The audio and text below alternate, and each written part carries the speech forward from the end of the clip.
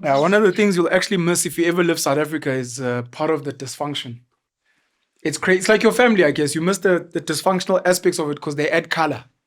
So it was Trevor Noah, I think. Was it him? I'm not sure. But the whole joke of when you land at the airport here, compared to other countries in the world where the airport is like a library, everyone is quiet and not to Lana Fetu.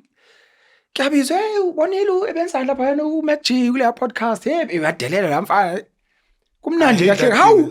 I hate that thing. What thing? Service ya butaki nje. Cause I didn't give service in fact. It's Keep busy Ubuntu. fact what to stamp I didn't yaka umpota. It's Ubuntu. Upume German. Wenzani? Ne German nina. Sometimes, to their defense, because of my experience in aviation and in airport, Sure.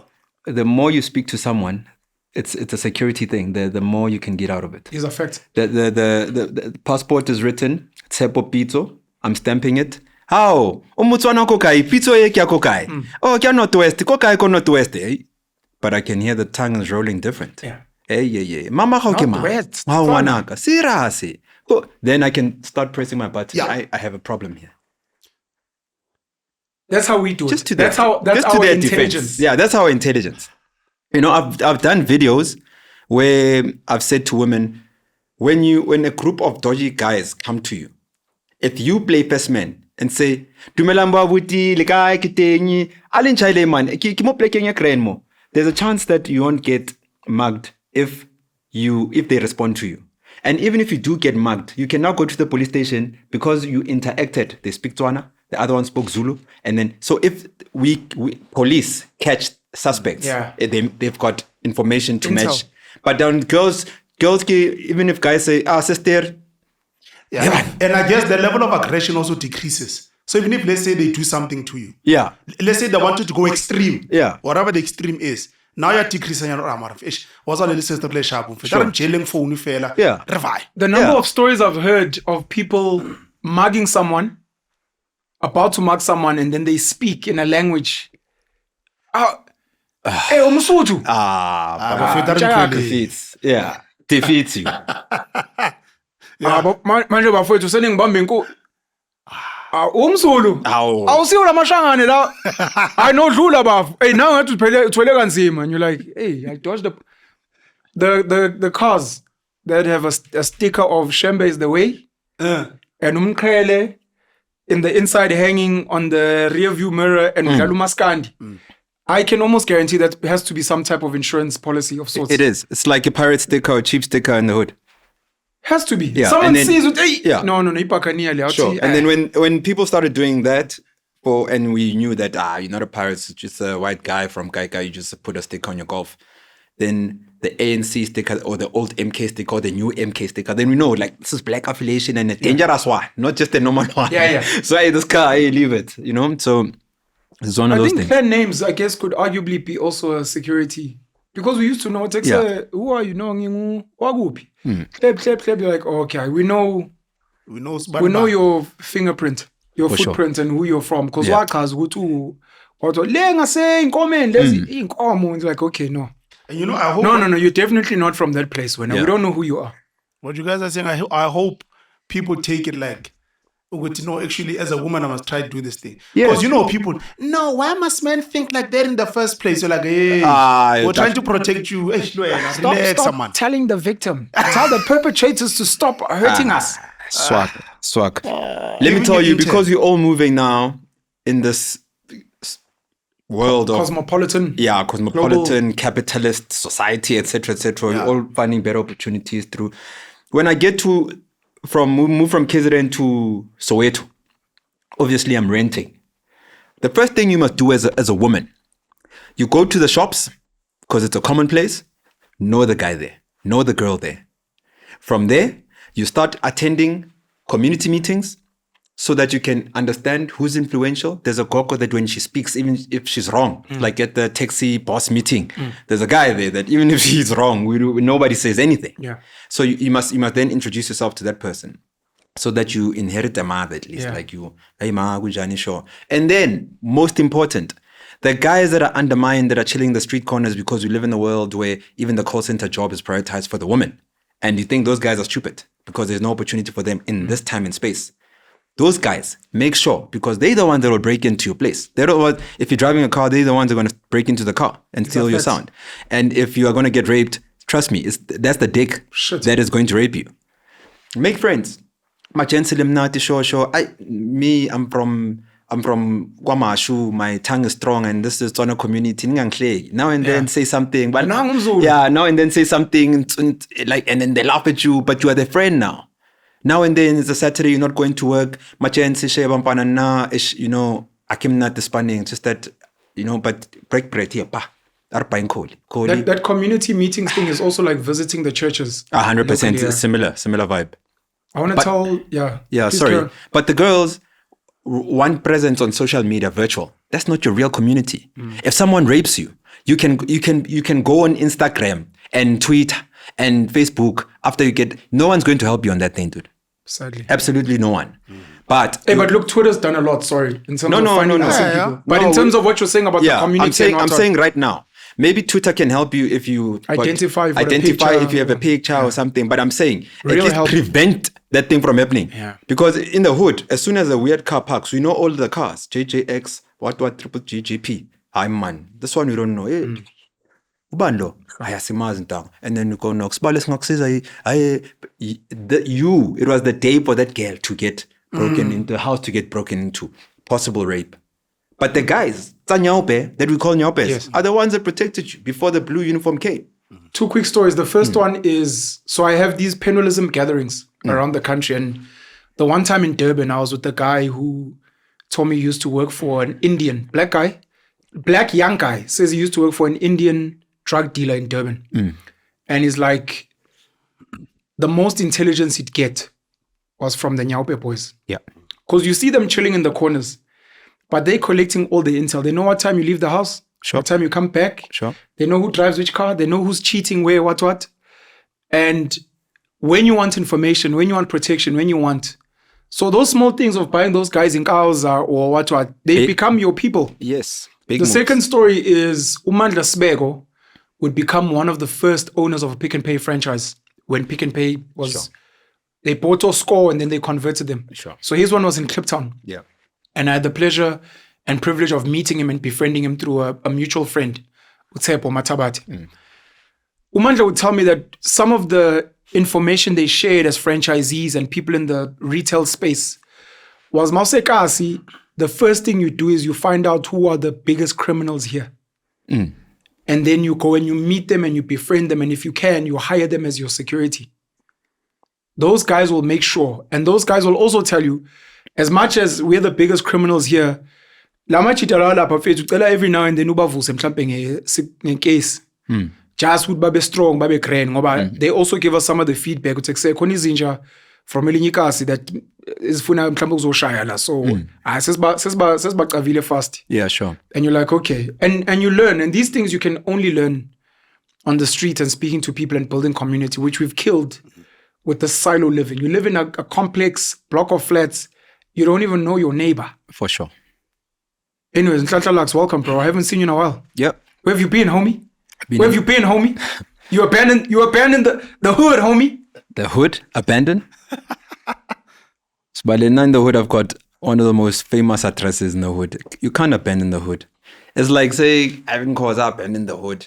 Even if the old man goes somewhere, the hood, it's a synonym. When you say the hood or Ivan cause, it becomes synonymous. Same vibe. I can never leave the hood.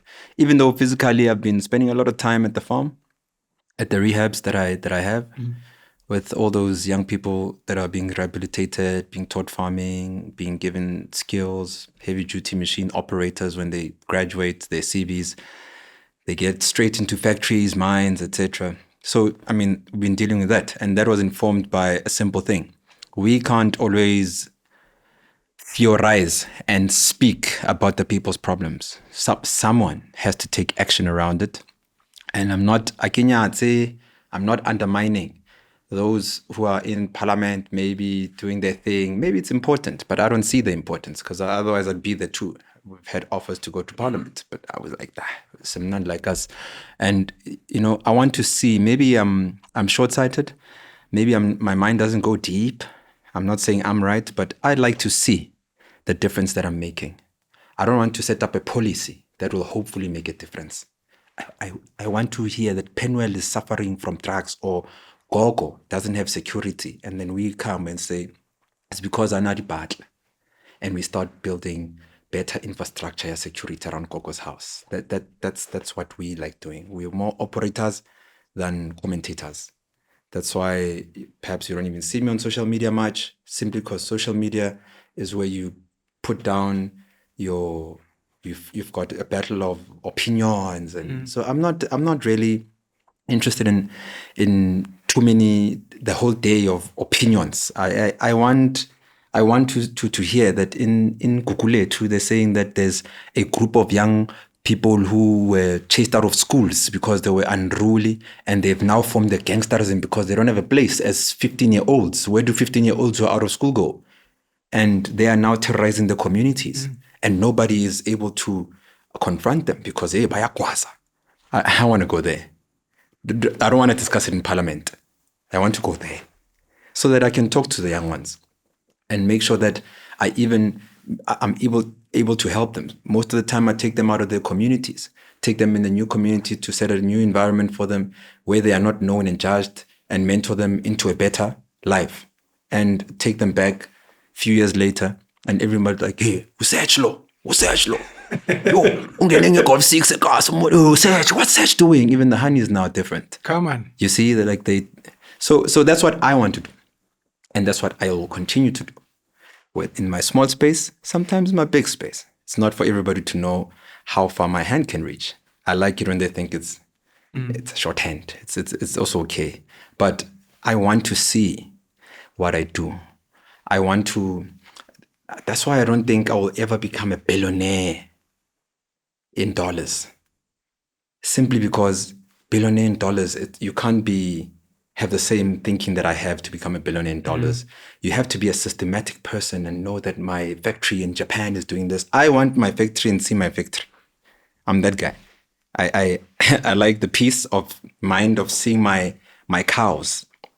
I don't want to have more cows than I can count. And you can see. I want to see them so that I can say, take those 10 and take them to Penuel, because Penuel is doing well in his community. By the way, cows in this example could be money.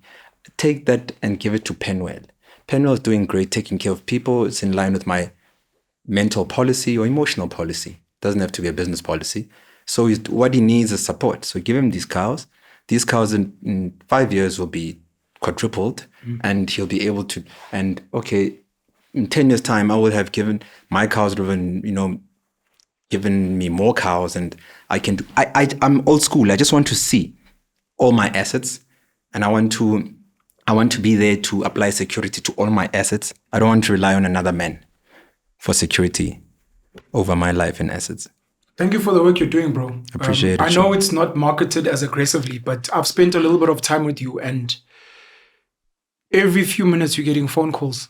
Which means your phone number is clearly accessible out there, of especially mama calling you. They're struggling with their kids who are high on drugs. They need help. You've told me that your rehab center has hundreds of kids today. Number one, what is your mental state like getting all these calls? Number two, do you have any view? This is just a shot in the dark of how to solve the gangsterism problem in the Cape Flats. So your first question is how I feel about the calls? Yes. The overwhelming calls? Well, I just feel a little bit, I have mixed feelings. The positive is that I'm at least getting feedback on the real statistics, or at least reality of the magnitude of the problem that's in that space of drugs. And that leads me to the next point of saying, if the problem is this big, but the investment from government, from private sector is this big, the drug problem, this epidemic, for me, drugs kill more people than COVID, planned COVID or unplanned COVID ever will. But the investment in COVID, as an example, was in billions and trillions across the world. But every day our kids are dying from drugs. And I'm talking about kids that come from poor families, poor communities. We can't do anything. Grannies are being raped from drugs. Grannies are getting killed from drugs. When I say grannies, it's because they are amongst the most vulnerable people in society. Yeah. So those people are defenseless. And the enemy is not outside, is now inside. Their own kids are killing them. So the crimes that we are seeing in communities in South Africa 2025 moving forward, the drugs are at the center of these crimes. When we work with police and we look at, and we say, today we're fetching the killer out, the Olerato case, and we all get up, you go. When you get there, at the center of these so-called hardcore killers, you find they're just young boys on crystal meth. So this is not their true character. It's the spirit, yari drugs.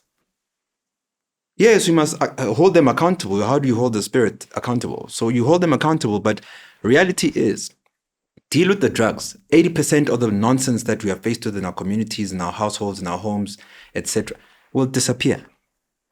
When last you heard in Parliament, really, drugs being a serious point of discussion? Instead, we talk about things that are virtual to entertain those who have now adopted social media as their true family and home. Yeah. Those things are more important. What's trending is more important than the reality that your own brother is on drugs. These girls that you see looking beautiful, these guys that you see looking all influential on Twitter, go to where they live. Go to where their mothers sleep. You'll understand that this Twitter thing is nonsense. This social media thing is nonsense. Yeah, go to these girls, these guys on Instagram that edit all those pictures and make them look nice so that we can all comment and what. Go to where the townships, the villages, where they come from. You will be disgusted at the thought that you one day was attracted to that nonsense. It's virtual. It's not real life. Take the wigs off their heads. We need to go back to the truth. Take the wigs off their heads. Take the nonsense. Take the smokes and mirrors out. Let's go back to our basics. The ones that are living in Midrand that left their gogos in Alexandra, renting apartments now because they now all of a sudden are working at call centers, or they found Tohonyana and they think that the quickest way to heaven is out the hood and be independent, individualism. When those leases end, when they die, they have to come back to the hood, and their new friends that they made, Kobo Carlsweld, Midrand, Kaikai, all these apartments, come to their funerals. It becomes a joke. Yeah. Or when your mother dies, that you left in the hood. Look at the quality of your mom's house. Yo, now I was taught by my grandfather, ne? Otswalang mewak. Before Ngwanyano Munka Siras, before you take a girl Siras, go look at the quality of two things: the blanket that the mother sleeps in, the quality of that blanket, and the quality of the bloomers, meaning the panty. When the mother hangs her own panty on the line, you'll know that you've got a quality woman or not. Because it's easy to pretend to be glitter, to pretend to be gold while you glitter, right? It's easy. It's the easiest thing. We live in that world right now. We've got AI, we've got filters. We can take pictures at someone else's house, another restaurant, hotel. Definitely. You don't know who's driving. Even in, there's another element. Like, for example, Penuel and Lux drive black Range Rovers. But these belong to the bank. Like, these things need to be said and we must understand them. It mustn't be a podcast thing. People must understand. You are better off owning a Velocity that you bought cash so that you can own a house that you buy cash in Ndlovu or Pinville, a decent community, and live there. Everything that's there is yours. If you die, your kids can inherit that small car and that small house. And then if you grow in life, you can go to bigger communities, better property, etc., etc. But you are living in Sandton at a rented apartment and you are posting about it on the way to traffic. There's a new thing now. These girls, these boys, they're living in these burbs. They're posting on their way to work in a car that belongs to the bank from an apartment that belongs to someone else. I mean, what's the purpose of that post? That you're a traffic dude now. That's cool now to be in traffic. So our people are sick. I don't want to we're a sick nation, especially the black nation. We're a sick nation because, number one, we can't define ourselves. We don't know who we are. We don't have any sense of identity. We don't. It's gone. It's out the window. We think that identity is pop culture. Pop culture is stronger than the real African culture. Pop culture, like Hitler, even the way I bump. Earlier on, you and I were discussing that generally culture, tradition, Islam is a way of life. Yeah. Zulu is supposed to be a way of life. Supposed to be. Sesotho is supposed to be a way of life. But now it's reduced into just a language. It's a language, it's a gimmick. You visit it like Halloween. 11 official languages. Heritage Day. Yeah. Heritage Day. But listen. Halloween. Yeah, but listen to what the system has done. It has branded our entire identity, reduced it to languages and said 11 official languages. Then we all celebrate the fact that the language that we speak is official. Even if it's not official, who cares? Sure. If the president woke up tomorrow morning and said, Sesotho is not official, what changes? Nothing. Because it's not like Sesotho is now, you can see as Sesotho, you can study over doctor, Sesotho. Yes. Because there's some words that are missing. Economy. There's no Sotho. There's no Spali, there's nothing. Sotho University. Yeah, so it's just a bluff. It's just written the official. Yeah, and then you can go deeper. And they say, no, you've got kings and what monarchs. Also nonsense. Who's my Sotho king? We've said this many times. You and I had the realist talks. Not in Lesotho, but here in South Africa. We are in South Africa. I get about those people. They're foreigners. I said bar. They say that, right? In Botswana, those Tswanas are foreigners. Correct? In Swaziland, people from Swaziland are foreigners. But, okay, in South Africa, we're not saying people. The language is official. Where's the king? Okay, so if we have Basotho in South Africa, who is our king? Who's the king of Basotho? Yamazulu right eba. Ke uTharuna ke mang? Mrs Zulu. Awucharuna. Yeah, ngithi manje sesiyahlonipha estradeni sithi awuthethu. Yeah. Well, we're just advocating for young leadership to take over. So I can only hold on to the young. I don't know what else to advocate for there, but sure. But out it, so sure. The Zulus have a king. The Zulus have a king. But then the Tswanas, who's the king of Botswana?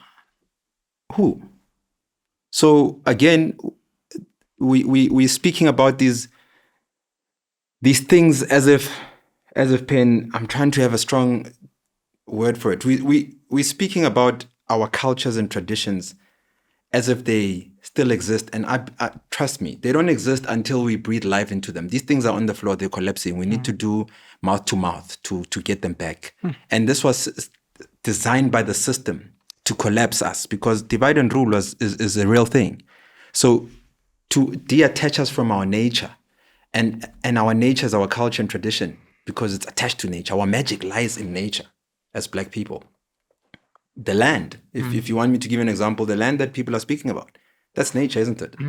Food comes from the land. Yes. Now our kids are saying food comes from the shops, not from the land, because the education system does not even encourage or even take your kids down that route.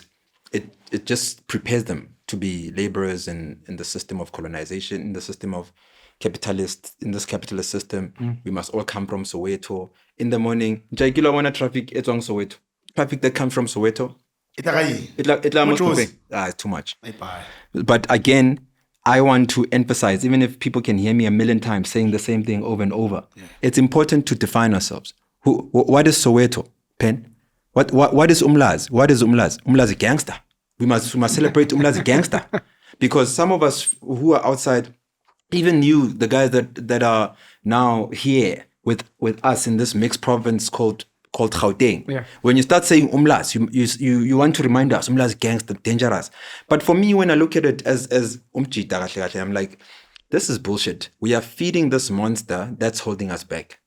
Because these townships are no one's home. Soweto can't be a home. Soweto can't be a home. Like, maybe people are like, is this Lux that's saying this? Like a guy that's so pro Soweto. Soweto Parliament. Look, Soweto can't be our home. Soweto is a result of Land Areas Act. Is a result of the apartheid government. It had to create a space where all these people from across the country will come to and service an economy that they've created. It's that simple. It's a glorified squatter camp. It's a glorified squatter camp. What we in Soweto look at hostels to be and say, Mazulu, Pen, it's the same thing, dude. All those houses in Soweto, they just apartheid government RDPs. The new ones that are post after 94, Boprampisha, RDP. So what are we doing, dude? What are we doing? Are we saying, a silly example. Soweto is like a hostel. It's a place that I then define as in transit. We are passing by to make a living, like the hostels. And some of us who are then born in transit, we then want to identify that place as home. It can't be home, that thing.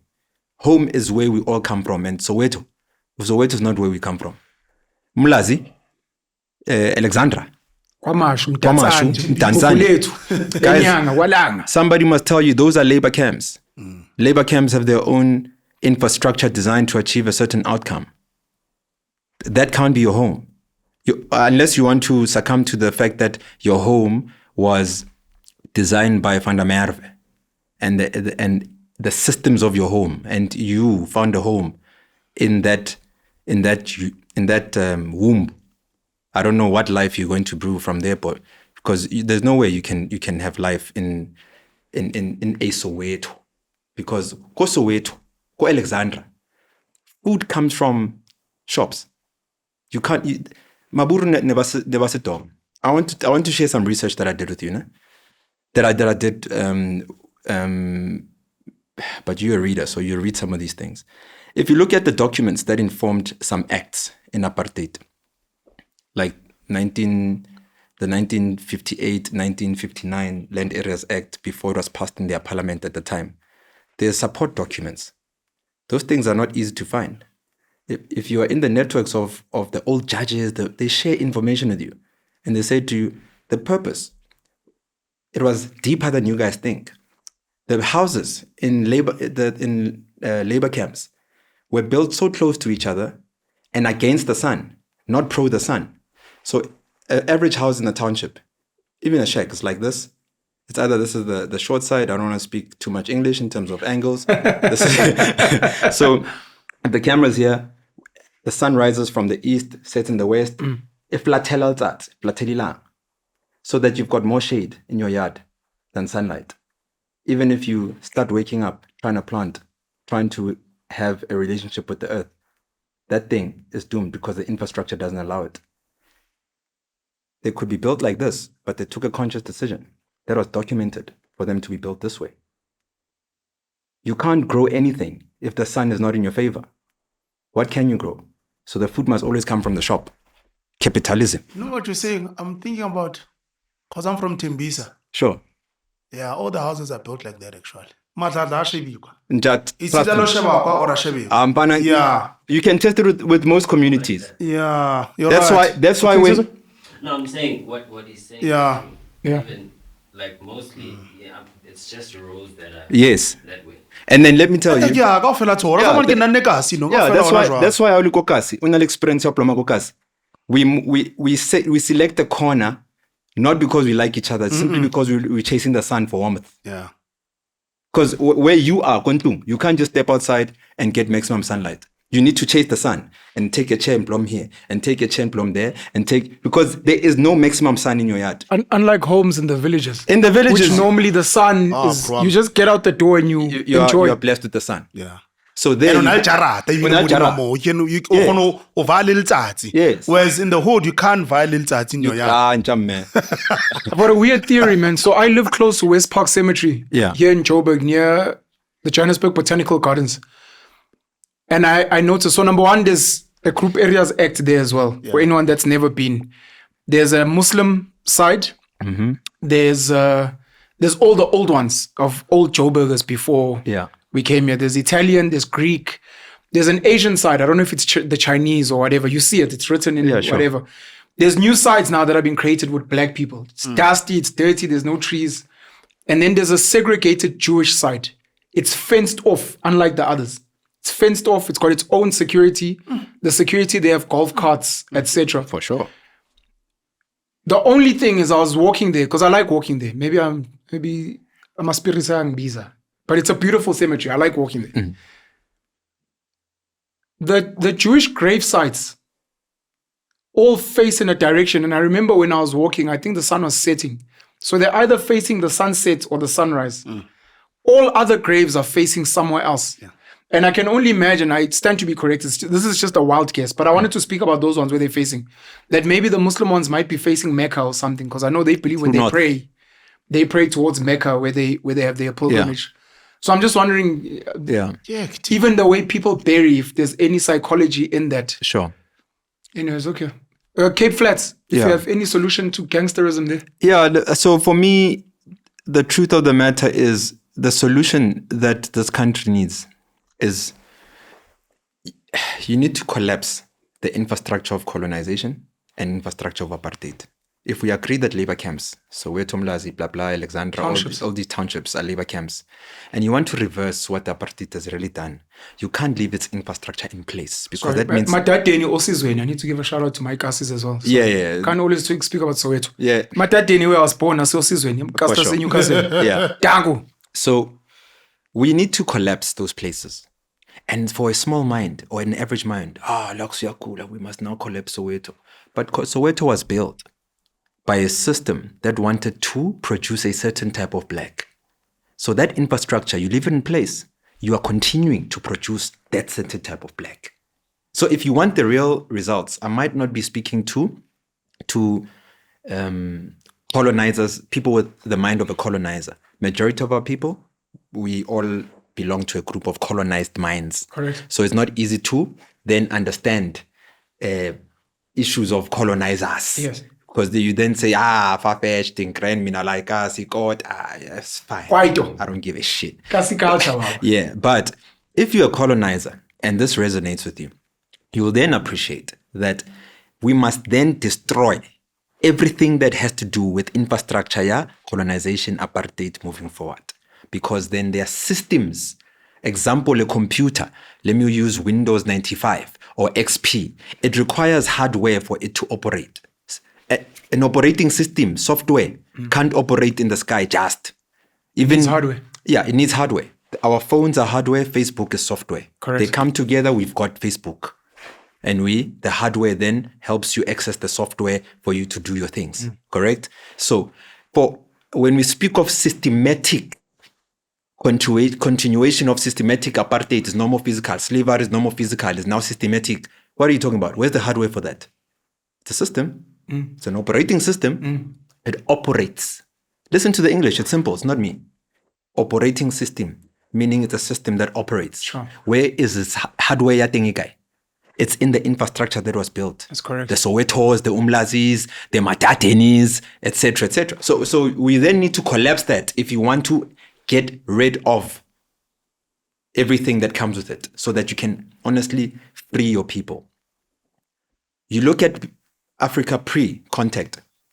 I don't want to make it racial. Pre-colonial contact. Sure. So Africa pre-colonial contact. How were we living? Why was it such an amazing continent? The richest person to ever walk the earth continues to be a person from Africa. Mansa continues to whip everybody. Even Elon doesn't come close to Mansa Musa, right? What was the infrastructure? Leave the person. Because the environment is the master of any mindset that can produce any person. We spoke that Burkina Faso, Torah did not create Burkina Faso. Burkina Faso created Torah. And I can the environment was ripe for a leader like him. 100%. Meaning the hardware. Meaning the hardware. The hardware. Which is the actual environment, the tangible thing that you can touch. 100%. Touch. In South Africa, our environment, so that hardware, our environment, inalintwana tse tsubang habli go parking so enale to ba middle class on Twitter, we've got data to have an opinion, but in real life but in real life their communities have a community meeting about gangsterism, they don't even attend, they'd rather attend the Twitter meeting. Yes. And have an opinion there. Space, it's called a space. Yeah, the space. For cinema keyboard warriors. So when you look at the environment, no one in Burkina Faso is smoking happily. Burkina Faso has the same hardware environment that we had pre-94. That's why we could unite and fight the monster system called apartheid. Correct? So then can a person like Chris Hani rise in his time when indeed he was known to be Chris Hani? Chris Hani at the age of 27 was a leader of his organization at the highest level. An average 27-year-old today, the environment does not allow, because we've got Bram, Gang, Njayam, Soweto, Imlaz, sure. Yeah, what's the goal? Well, yeah, what's that? Like while you're smoking vapes and doing and shooting TikTok videos. The environment allows for them to be that product. Chris Hani could never be what's the what now? Can't be Spova Gang. Cool Cat Killing. Shout out to Spova Gang. And okay, Malum Cool Cat, Katlang and Pela. Chris Hani did not take cough syrup and mix it with Sprite. So, Chris Hani they couldn't do that. The environment created a certain warrior out of them. And we were raised on hip hop, on about Tupac and those things. That's why Natis Natama Kandita Watati. So not mumble rap. The hip hop today has no educational content. I was asking a young kid at all. What are you learning from the music you listen to? And I'm sounding like an old Magyala. Yeah, you are. But it's literally, whereas if parents could have asked us back then, hey, lo Tupac went Nhlanhla, you're like, no, this guy is about the revolution and thug life. Sure. We knew what he was about. Or Jay-Z, no, Mchida Fetch is like, we must live soft, speak like I'm Nandi. Like, now they don't know. Yeah. Sorry. But you see, you're right, because Jay-Z, Mama raised me. And he says someone like Mickey fed me, and he shampooed my hair. He's telling a story that we can all resonate with, because in the crib, Mama raised me too. And my cousin gave me his latest top to go to school on CVs, and I looked cool as fuck, but it was never mine. Yeah. That's what he's saying in the song. Yeah. He makes you accept the reality that you live in. That's why back then, depression was something we all couldn't spell. The word. We didn't grow up. I don't think it existed. Yeah, it didn't exist type of thing. By exist, it could have been in a dictionary somewhere, but we didn't know what that was. So our environment, including the music as part of the environment, was very key to produce people like you and I and people in this room. What is Amapiano creating from an environmental perspective? So young kids listen to Amapiano, by Jive, and then? It creates an escape. Because I've had this conversation. It's just to pacify and to numb. Yeah, it creates an escape, and it gives me an opportunity to be amongst other people who are escaping, and that creates an energy of escaping. And then we go home. It's just a painkiller, basically, and it plays its role. Yeah, but is it a deep role? I don't know, because I'm not perhaps the real target market of Amapiano. But if you look at Pro Kid, there's some people that will tell you that when I was at Res 3 years. This man in my earphones took me through school because they won't say my, but this man speaks to me like he's here and he's understanding. It's like he's alive, he's here. So it was about Zola 7. About Zola 7, like you understand. So it spoke to kids chilling in dark situations. So that's why I always say that please do not think I am intelligent by any means. I am lucky to have grown up in an environment that produced this type of person that I am.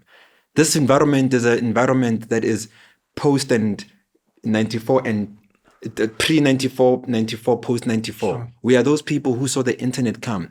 We are those people who know what it means for the earth to go around at the top right corner of the computer because it's loading. Hey. Some kids don't even know what I'm talking about right now. Do you see what I mean? was telling me that, hey, Tamer, do you know your generation is the last generation that was born before cell phones and social media? Yeah. So I don't know, it's everything. Everything. Like regeneration X. 011. 011. People, when I tell them that we used to rob the phone back in boarding school and dial on where you hang up. Pa pa pa. Pa pa pa pa pa. Pa pa pa pa pa pa. I could dial the whole number. 0 is 10. And every number is 1. If it's a 3, and then it rings. And it rings on the other side, dude. It's a free call. I don't know if we charges. We just know that we hacked it. It was a free call. I have no clue with charges. And then something. No. Listen, you take a can, you cut it so that it's the same size. Yeah. So once the chip, SIM card. You put it in. Yeah. Once the call is answered. These were the clean ones. You do this. We keep it. My man, continues. The call continues forever.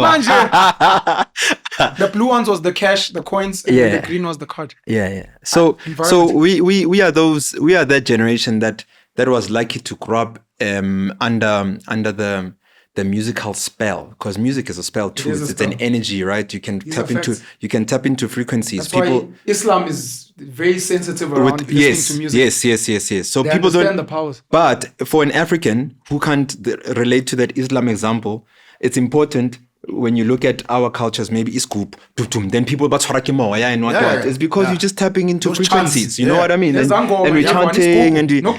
and so don't undermine music. Yeah. Music can make your life or break your life altogether. Have you seen Sinners? No, I haven't seen Still it. You still haven't seen it?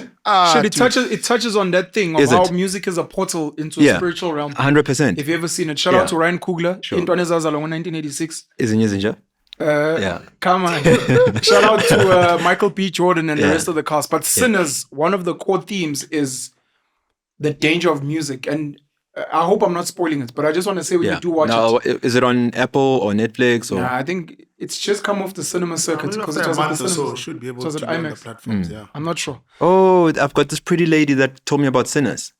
Sure. Yeah. Okay. Yeah, and it's on Apple. She sent me stuff on Apple, but unfortunately, Apple is Kemaputra, so you have to like rent it. And not What a pretty lady. I've got this lady on Chasing Sinners. Yeah. Yeah. What Nothing wrong with pretty. She's a pretty. It's a description. No. So it's just a description, and it tells you that I remember her as pretty. We won't carry on. Yeah. In the movie, because this is relevant to what we're discussing now, because we're speaking lifestyle, Zulu, Sotho, Christian, Muslim, Jewish lifestyle, and not just a language or just Sure. In the movie, the protagonist, one of the lead guys, his father is a pastor at a church, and they sing gospel. And this boy's got a gift of making blues music. He's a guitarist. Yeah. And he's confronted with a dilemma in the movie where something bad happens when he's going to play blues music. Because where do you play blues music? In pubs and clubs where people are getting drunk and what. And one of the themes in the movie is where he has to choose between gospel and blues, and then they introduce other genres. And one of the questions that is not answered in the movie, I can only say this because I watch movie reviews. When you watch the movie, you won't get this if you don't have, like, let's say, a deep thinking mind. But one of the questions that he confronts and the dilemmas is, do I move back to gospel, which my father wants me to be in? But we were indoctrinated into Christianity. This was not ours, and it was a way to escape life on the plantation. So it's not like we chose Christianity, it was an escape. For sure. Or do I go to blues, which it was my way to break free. It was my way to rebel. Like, Sasonte is like gospel. My father listens to Maskandi, but I found hip hop. And my parents are like, this is swearing and what. You must come to the church and you listen to the gospel. And then your father, Maskandi, and you're like, my expression is here. Do I hold on to where I found myself? Even though when people say hip hop, they're like, but there's naked girls and there's swearing. But that's where I got free. Talib Kweli, Most Def, Dead Prayers, Tupac, KRS-One, Immortal Technique. I'm like, Donna, but this was my institution. So anyways, watch Sinners, and that's one of the themes. Then you're sure about the music we listen to. Yeah. Sure. Maskandi also, I don't know if it still is, it was an institution. I'd meet Zulu people. I think Maskandi is a Zulu genre. Yeah, well, I think it is, definitely. I can't find reason for it not to be in my mind, I'd meet Zulu people who, when they play Maskandi, there's a song about Uzuma, there's a song about Lo Mhlaba Uyathengwa. Lo Mhlaba Uyathengwa, ungaboni ihleli. I don't know if it's Uphuzi Chemist. I think it's Uphuzi Chemist. Yeah. When you listen to them, outside of just thinking, this is Zulu music, they were actually telling stories of Zulu village life, people moving to the cities, politics. There's a song about, I think, ARV, HIV, or Manto Shabalala Msimango asking, is this really a what? There was education there. Big time. And now we miss a lot of these things because almost everything we do, whether it's going to school, listening to music, whatever we are eating, all of it has the intention of numbing the mind. But if we just like break down and simplify what's a way of life, maybe for people who are then saying, what do you mean Zulu is a way of life? Or Sotho is a way of life? Sotho has always been a way of life, because a way of life, when you just break it down, you probably talk about how you dress, what you eat, what you the language, the code that is called language, that we then articulate our communication, or so it's language. And then maybe the fourth one, if we were to just put it out there quick, is a culture that comes from all these, that then forms culture, maybe. Just know what you put in. You put clothing. I put clothing, food, language. You can even say music then. I would even add spirituality. How do you communicate with a higher power? Yeah, so that's why I said the culture. Belief system. Yeah, your belief system. Then the culture is informed by a belief system, because if we really, because let's use food as an example. Please also add, this one is important, because I've done this exercise many times. Economics. What is your economics? Because it might not be a dollar, it might be a car barter. type of. Exactly. Oh yeah, 100%. It might be barter, it might be. Yeah. So because I know with the Muslims, they don't invest in gambling. No, alcohol, they don't. It's part of who they are. That's part of the lifestyle. 100%. Yeah. So if a Muslim woman walks in here, you already know that. Who's that Muslim lady? But when a Zulu woman walks in here, why can't you don't know. quickly identify and say, who's that Zulu lady? Why don't you know? The clothing doesn't say anything. Because our way of life was literally diluted, and there was a systematic plan to collapse it. Because if you look at the food, leave the dress, because some feminist will say that my dress, and speak English here, I'm not interested in that English.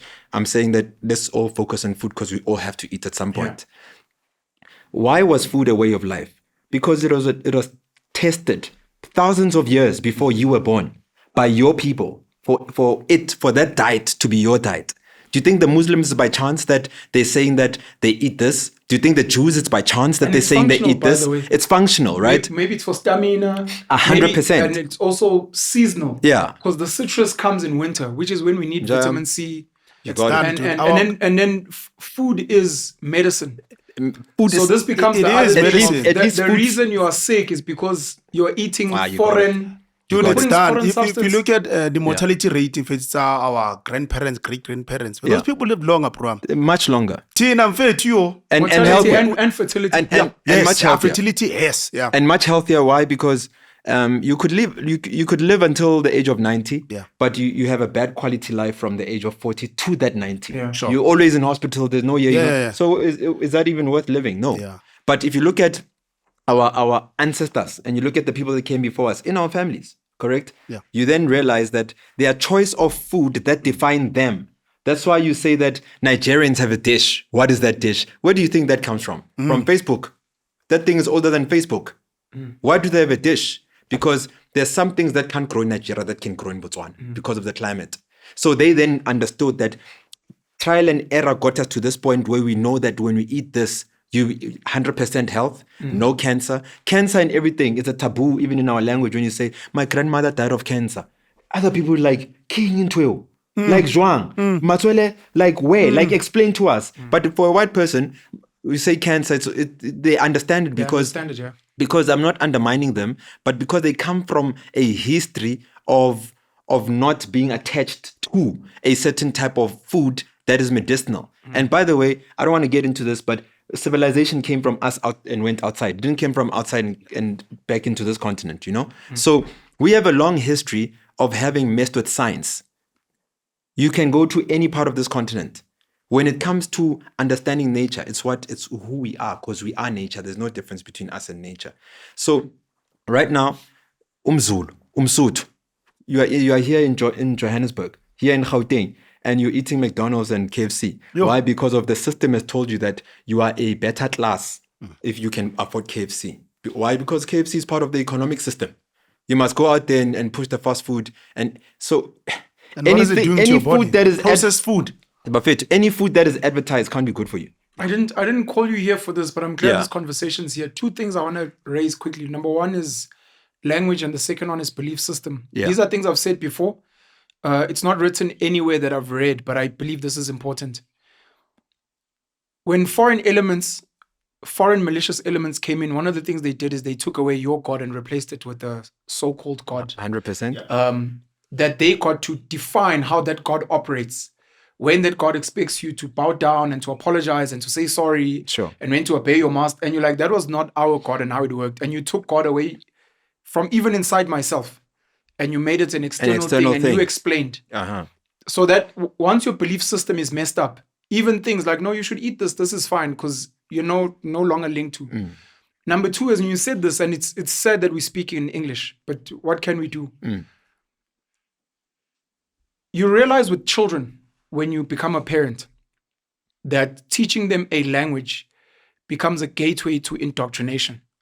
Whatever indoctrination you want. It's a code. Yeah. And when we speak about people that dropped out, go grade 4, people that my grandfather didn't go to school, and it means they were not taught a language which gave them a gateway to a certain type of education, and they were stuck with an older way of how you get someone to plug into your culture, how you bastardize them is literally to do that. And one of the secrets which we've unfortunately lost to preserve some of our ways of living is the language. Yeah.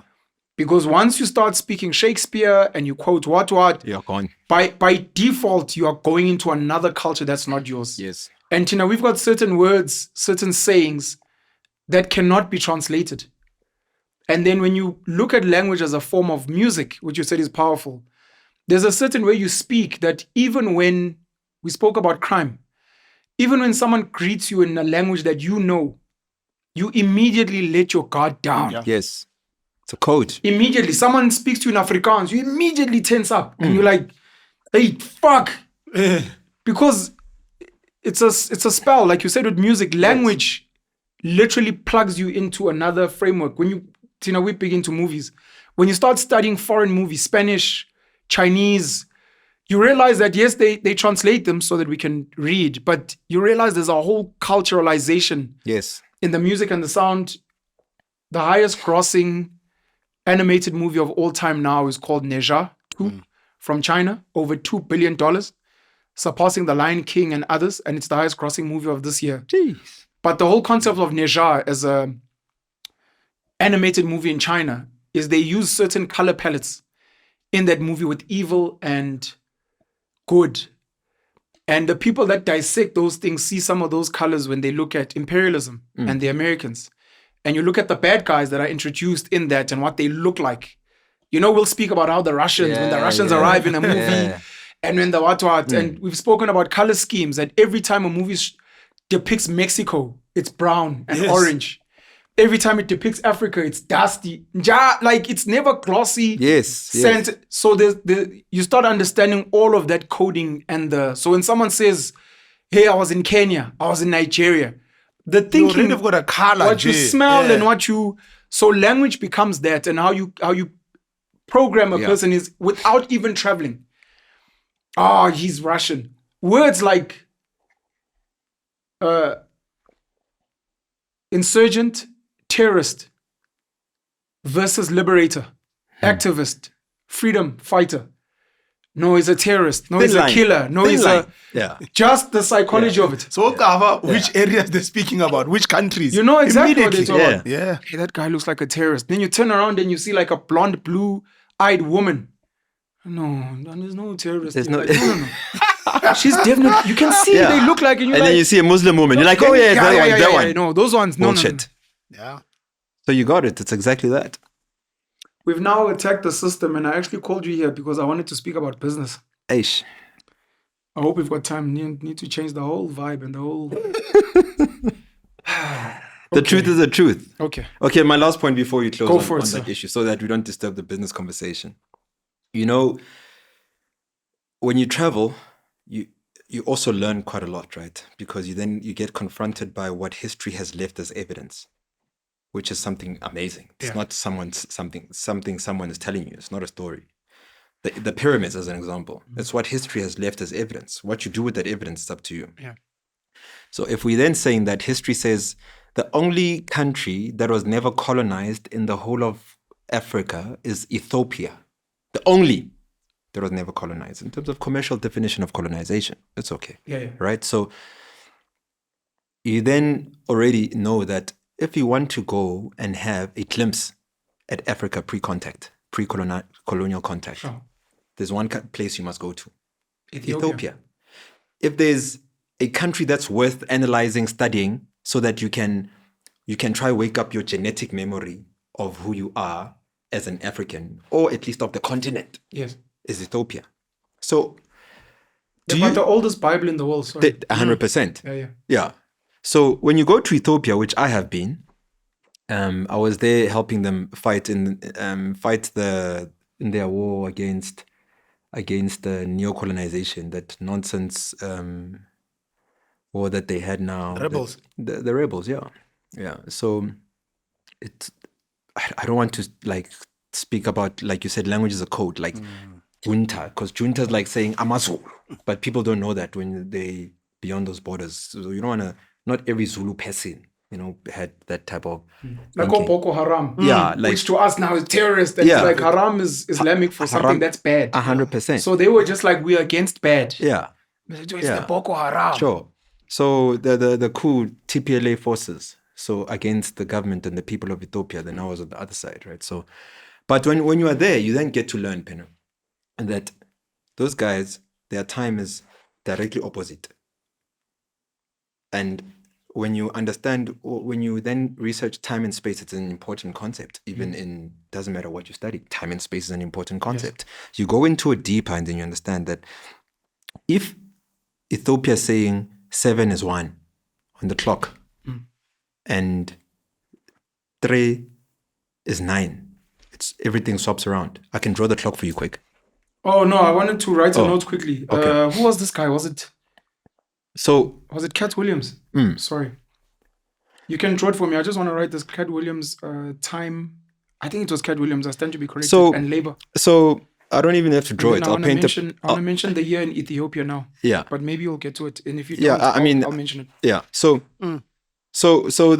I'll paint a beautiful picture. You'll see that clock anyway. Problem. So the oldest instrument that measures time in the whole world is called a sundial. So that means the sun is the only thing that is centered around giving accurate time. Okay. Everything else is an invention that then comes from the sundial. Digital clock, analog clock, it comes from the sundial. So the sun then gives you day.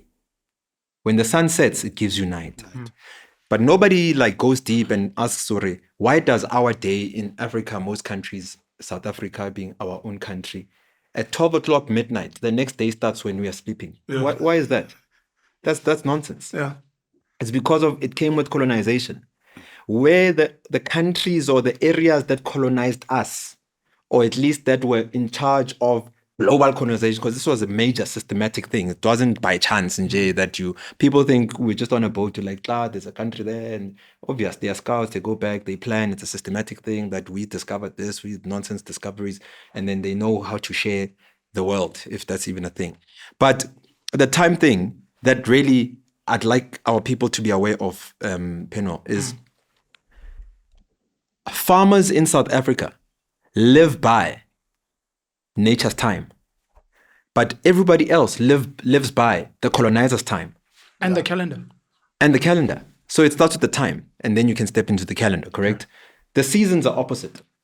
You spoke of religion being an instrument of colonization, which it is. It's part of their systematic designs to swap your spiritual belief with their religion. And one of the things that you then see as evidence is just like the time. It's opposite, right? Midnight is supposed to be break of dawn. Yeah. Which is in the morning. Yes. Not there when you're sleeping. The cows go by that time. Some of us have farms and rehabs, and all of nature sleeps at sunset, wakes up at sunrise. Their day starts when the sun rises. All of nature starts that way. It's only humans, and Khaholo black, in particular black. Unfortunately, whites are a minority, but because we're the majority, blacks, we live opposite. We're not aligned to nature. So how are we supposed to do it? We're supposed to do it where 7 is actually where 1 is supposed to be. So the first hour of the day is the first hour of the sunrise. And then it continues that way. So it's 1, 2, 3, 4, 5, 6, 7, and up until, so 6, right now 6 is here, but 6 is actually at the top. Where 12 is, that's where 6 is. Okay. So just Google Ethiopia clock, then you'll understand what the most accurate time in Africa is. And it's not by genius or someone designed it. It's just nature. Nature, following nature, which is what all of nature does, animals, livestock, including plants. Yeah. By the way. Yeah, remember though, you're right. In farming, you need to follow nature. Yeah, otherwise there's nothing you can crop farm. season is gone, everything is gone. So whoever We speak about with we'd speak about African Calendar. New Year, which September. when you're being technical, it's the Southern Hemisphere New Year. Yeah. Which becomes 23, 24 September because But you must explain. Our But we must explain. seasonal. We must explain to people more about that in depth, so that they actually understand it at home. And if anyone is interested in decolonizing their own minds and perhaps their kids, they must be better equipped just from watching this, and it can lead them to more research. You want to hit? I can hit it. Go for it. Sir. So when you say that religion was an instrument, you're correct. That they then came to substitute our beliefs. Yeah. And what the evidence of that is, you will see, example, Christmas Day, Yes. Santa Claus Day. When is Christmas? Christmas is 25th December. We all celebrated, us here. Even your parents will be upset that you did not come for Christmas lunch. But when you actually look at what Christmas is actually something called winter equinox. Winter equinox is a day that is furthest, when the earth is furthest from the sun. We can't get any further. So we're now making a U-turn while the earth is spinning or rotating on its axis. So if this is the sun, the earth doesn't only spin like this, it spins like this and also like this, right? So as it spins the furthest away from the sun, that's our coldest day of winter. And when it makes a U-turn, getting closer to the sun, naturally that will tell you we're getting warmer because we're going to the sun. Okay. So we're going to summer. It's a different season now. So that day is a day that stories were created. Santa Claus, the real gift he's doing, that the real gift that he's bringing back to the people is the gift of light, the gift of the sun, because nothing grows. Yes. Sorry. It was celebration of spring. It was that's a spring equinox. To what you were saying, depending on where you were in the world, which is why even the Christmas tree. Yeah. What we now have ornaments, it was apples to signify. And this is to where paganism comes in. 100%. To say we're celebrating spring and evergreen trees. season, But Lime Zanzitina, we're in the midst of heat and summer. But when you look at Santa Claus, he's got reindeers on snow. Why? Because why does he have reindeers on snow? It's like Superman of back in the day, who then says the world is going into a darker place. We'll all die if it gets any further from the sun, because that's the truth. So I'm going to fetch with the reindeer. And when he comes back, once you see Santa, we know that he's using his might to pull the earth back to the sun. And that's the real present. Yeah. Then that gets translated into small presents. I want to not add, but sorry. Besides that present argument, there's also a Saint Nicholas who looked like this guy we call Santa today, who used to donate wherever he was at, somewhere in Europe. He used to donate gifts to kids that were needy. Yeah. And then babechela the kids who were naughty would say, vibe. Yeah. But all theories hold. There's another theory that I've heard. Yeah, every 3 months there needs to be something that needs to be celebrated for the economy to run. And this guy breaks it down. March, June, August, and December. Something has to happen. That's a big thing. Whether it's a Black Friday, it's Christmas, commercialism. For capitalism. Now we have a lot. Black Every Friday, 3 months, something has to happen globally. Sure. For Valentine's, Mother's Day, Father's Day, Women's Month, for sure. Your birthday, Christmas, Easter. Yeah. But Pen, I want us to just also understand Saint Nicholas Day or Saint Nicholas. Who is the Father Christmas, a different story of Father Christmas. Yeah. Because it's already a story with so much traction. And there's this story that we need to now make fashionable. These people combine the stories. I can give you an example. When Coca-Cola, in our time, the young ones won't know. When Coca-Cola... in your time, Baba. When Coca-Cola, when Coca-Cola, from a PR point of view, hijacked Christmas Day, just from colors and giving Father Christmas they can. And people who don't grow up in that time of seeing that, they associate Christmas with Coca-Cola and the sales went up. It's real life. It's a true story. Yeah. And someone that's sitting now would say, these guys are talking nonsense. Father Christmas is a Coca-Cola thing. Yeah. Because that's how they experience it, unfortunately. It's the Mandela effect as well. Santa Claus used to be green. Yeah. Going back to the whole spring. Yes, Santa Claus used to be green. Yeah. And then Coca-Cola hijacked. Yes, and made it red. And with the Coca-Cola can and what, it Yes. became their selling point. It's And- like hijacking the Easter Bunny to sell chocolates, 100%. as an example. For sure. So it doesn't mean that the stories are different and now it's a myth of eschatology or maybe just a rumor of some sort. These people are smart in managing the globe. They combine these stories so that you are right. And Jesus was born on the same day. And Jesus was also born on the same day. What a day. Yeah, sure. Damn. The big day in it. I want to add a thing here. In Setswana, and we don't celebrate it actually in South Africa. There's a day called Letsatsi la Khafela.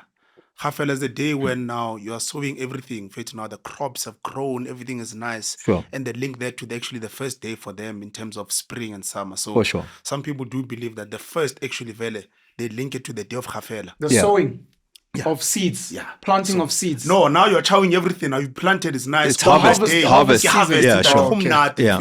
So some Botswana sometimes link it to that day. The Celebrating name Khafela. harvesting is celebrated Yeah. across the world in various ways. Yeah. by So the way. go Botswana is the 23-24 of September. But Yeah. it's the day of Khafela. So Mame, like Khafela it- means it's the harvest of So- the season. Yeah. So as on my side, I close this. Why is it important for someone who says, so what if we just continue on this time? So what if it's just spiritual alignment and nature's alignment? Nature alignment, yeah. If you can imagine, I told my young man the other day that the importance of aligning to nature, again, from eating the proper food that comes from nature and understanding that nature says that I designed you this way, that you must rest from this time when, look at all of nature. If you start behaving like nature, you become a stronger human being. You're supposed to sleep when it gets dark. Yeah, You that's know, we it. have artificial light. You've got and we don't artificial understand light why and you don't understand why it's you not are right. buzzing and you are not reaching your full potential in terms of growth. Why are you giving birth to kids that don't even get any bigger? Why are the Afrikaans people generally much bigger? And you can say, no, they took their big slaves. But if we have it in our genetics to produce big people, why are South Africans still small? You then realize that I said to my young man, if I take a lion from the wild and I put it here, and in the morning I start giving it cornflakes, what do you think that lion will look like in about 6 months? Lion Like is Dave's, cornflakes. to look like that. Sorry, I thought we were going somewhere else with this story. I thought we were going in another direction Yeah. with the story. Sorry. So it's not even about the gym. Have you seen a lion gym? It's just about its diet. Yeah. Have you seen a rhino gym? It's just a diet thing. If you eat properly, it's 90% gym. we didn't need to. My mother will speak about this a lot. We pay for things like hiking, walking on our own land. Are you kidding me? So the way nature would work is obviously you have to go into the mountains to fetch whatever you're fetching. You have to go and fetch water from the river. That's why, arguably, even to this day, you find a lot of strong men. And for some weird reason, we think it's from our fathers. But a lot of our strength is from our mothers because the people that do the heavy lifting in our that families gene. Yeah, that are the gene is moms. from... They yeah. carry the water, they carry the babies, they lift the watwa Sure. baya. Yiba abantu abajima the most. And Yeah. then Tina mhlampe with gym when we go hunting or whatever the For case sure. may be. But in Yeah. the absence of that, the mother, the woman Ours is cardio, who bro. carries and the Maybe we can say cardio on our side. sure. A lot of cardio because you can run longer distances, etc., etc. But it's important to align to nature. Using the calendars, using the seasons, appreciating that it's summer, working the land, because then you're avoiding all the illnesses because you're eating properly, then you are sleeping properly, you are growing better, you are growing bigger. And it's not only for your time in this world, but you are also then redefining and retuning your own genetic makeup so that the kids that can come after you can carry this. So people don't understand that. So once you can just align, follow the right time, follow the right calendar, eat the right food, and it's not rocket science. Everything is here, it's free. And nature is mostly free. McDonald's is expensive. KFC is expensive. So, Lux, according Yeah. to you, what time should a person sleep? When the sun sets. When the sun Yeah, when the sun sets. What Which time is is that in South Africa? in this colonizers' time. No, Yes, right yes, So that now. we don't in the colonial yeah. times. Yes. Yeah, in this, yeah. So that is at 6 p.m. In winter. Yeah, and then the latest 7 p.m. lights out. That's when you must sleep. Yeah, In 100%. winter. In Yeah, summer, it's maybe a bit later. yeah. That's why I just use sunset, sunrise because Now, Kona, look, sleep doesn't have to be close your eyes and sleep. I don't know because I'm just thinking of animals as well. Maybe it's just start resting, yeah, start gathering, maybe spend some time with your kids and chat and yeah. stories and whatever. Yeah, And you then could look start at it that shutting way down. because even when I'm at the farm and I study nature, when you look at the cows, they're not completely sleeping. The sheep, the goats, the dogs as well, etc. The nature's not completely sleeping; it's aware. But I mean, naturally, when you start falling asleep, because you're already eating proper food, there's nothing that you could say that you need to induce the sleep. So everything is natural, and you're so aligned. So when it hits that time, just go into relax mode. When you sleep, you'll sleep. When you don't, you'll don't. And the body also is so intelligent that it knows that if it's forcing you not to sleep, there's perhaps a big reason why. And if you sleep before sunset, there's a reason why. Maybe you are infected by something that you are not yet conscious of, but the body is, and it's dealing with it. So you must sleep for the operation to happen. Similar what doctors do. They put you to sleep so they can operate you. You can't grow without sleeping. You know, sleep can be a conversation on its own. Yeah. Like you can't see yourself growing in real time. The only time is when you shut down. And when you close your eyes and you become conscious again, you've changed. You've changed. It's Ntwana, closing your eyes and sleeping is one of the scariest phenomena we have in the world. For sure. That no one is really talking about, because no one can guarantee, that you'll wake up. No one can guarantee that you knew where you were. No one can guarantee that. Yeah, it's a scary now that place. You've opened your eyes, where were you before you opened them? So it was yesterday. You're like, how do you know that? So would you say we die every day? No, I'm just saying you don't know where you come. This might be your the only consciousness you've ever had. But in your consciousness, you feel like you've been alive for many years. But last week, and you're like, how do you know? Because we were shut down and you don't know where you were. And if you dream, you went to places you can't conjure up. You can't. You are in a state of, to what you were saying about anesthesiology. You're in a place of unconsciousness.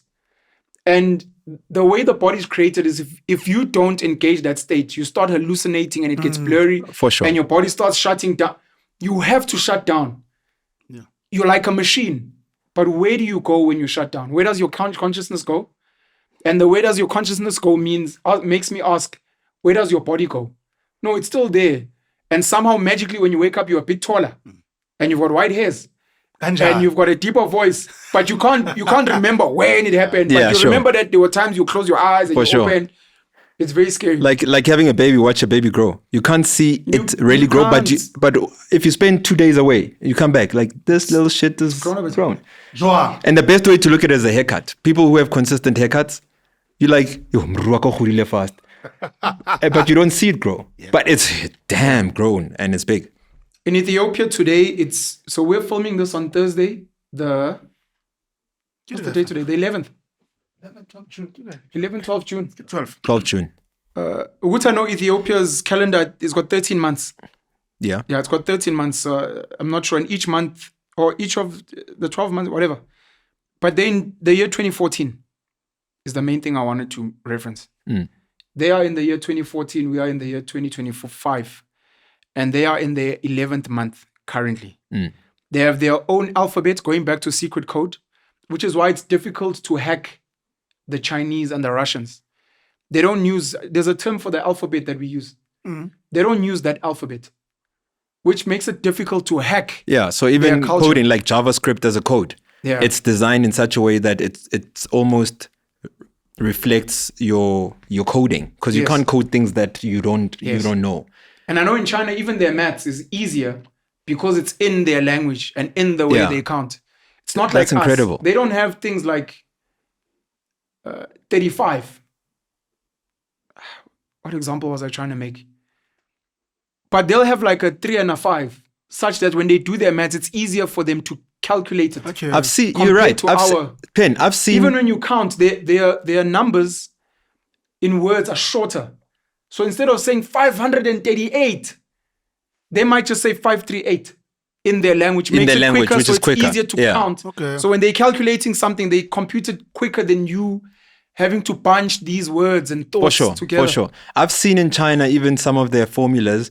When you look at a mathematical formula that's part of our education system and how long it may be, they do something else but same answer. Not the multiplication. Shorter. Yeah, and shorter. Like their shit is just hectic. Have you seen the Chinese multiplication where they draw lines? Oh yes, I've seen that. Where this number they draw lines, then it deduces into. Yeah, so I rate they got it going on.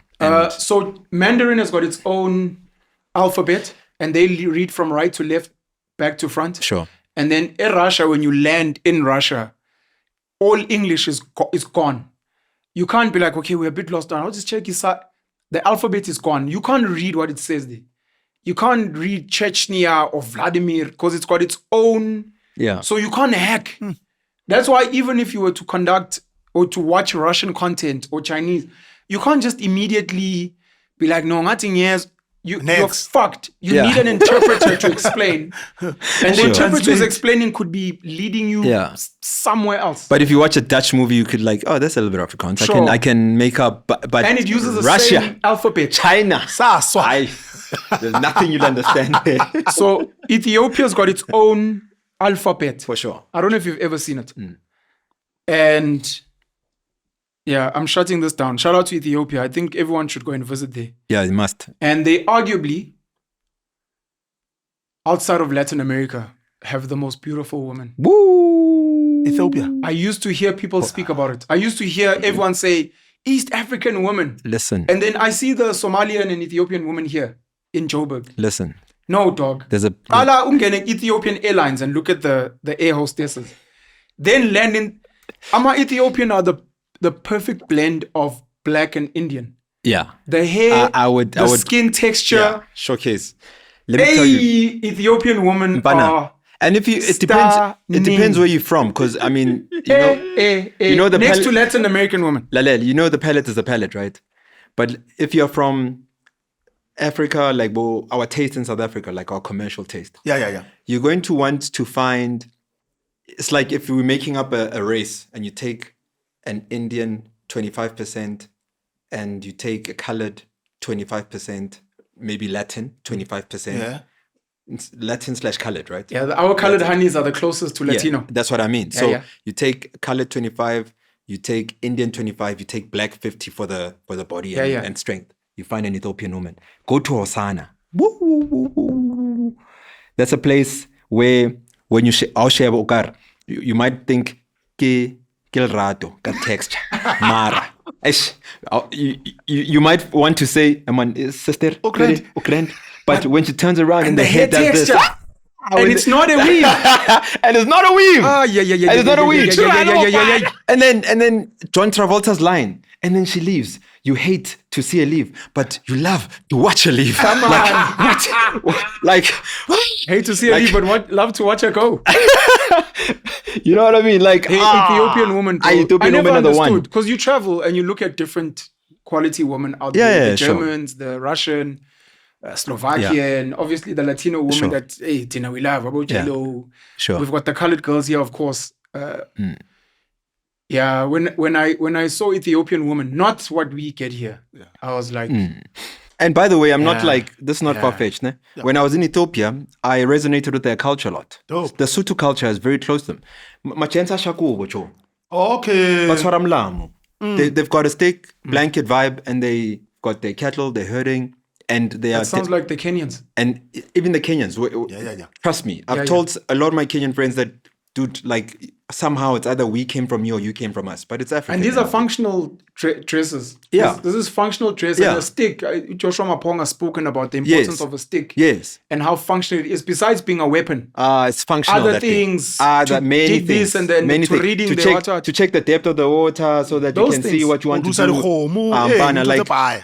And even the demeanor, something that you can't teach anyone. Demeanor, I can't teach you how to have a certain character and posture and so those guys, when you look at them, it's like a strong Sotho community with livestock, and they live Sesotho. They don't only talk it, you know. So you find about so like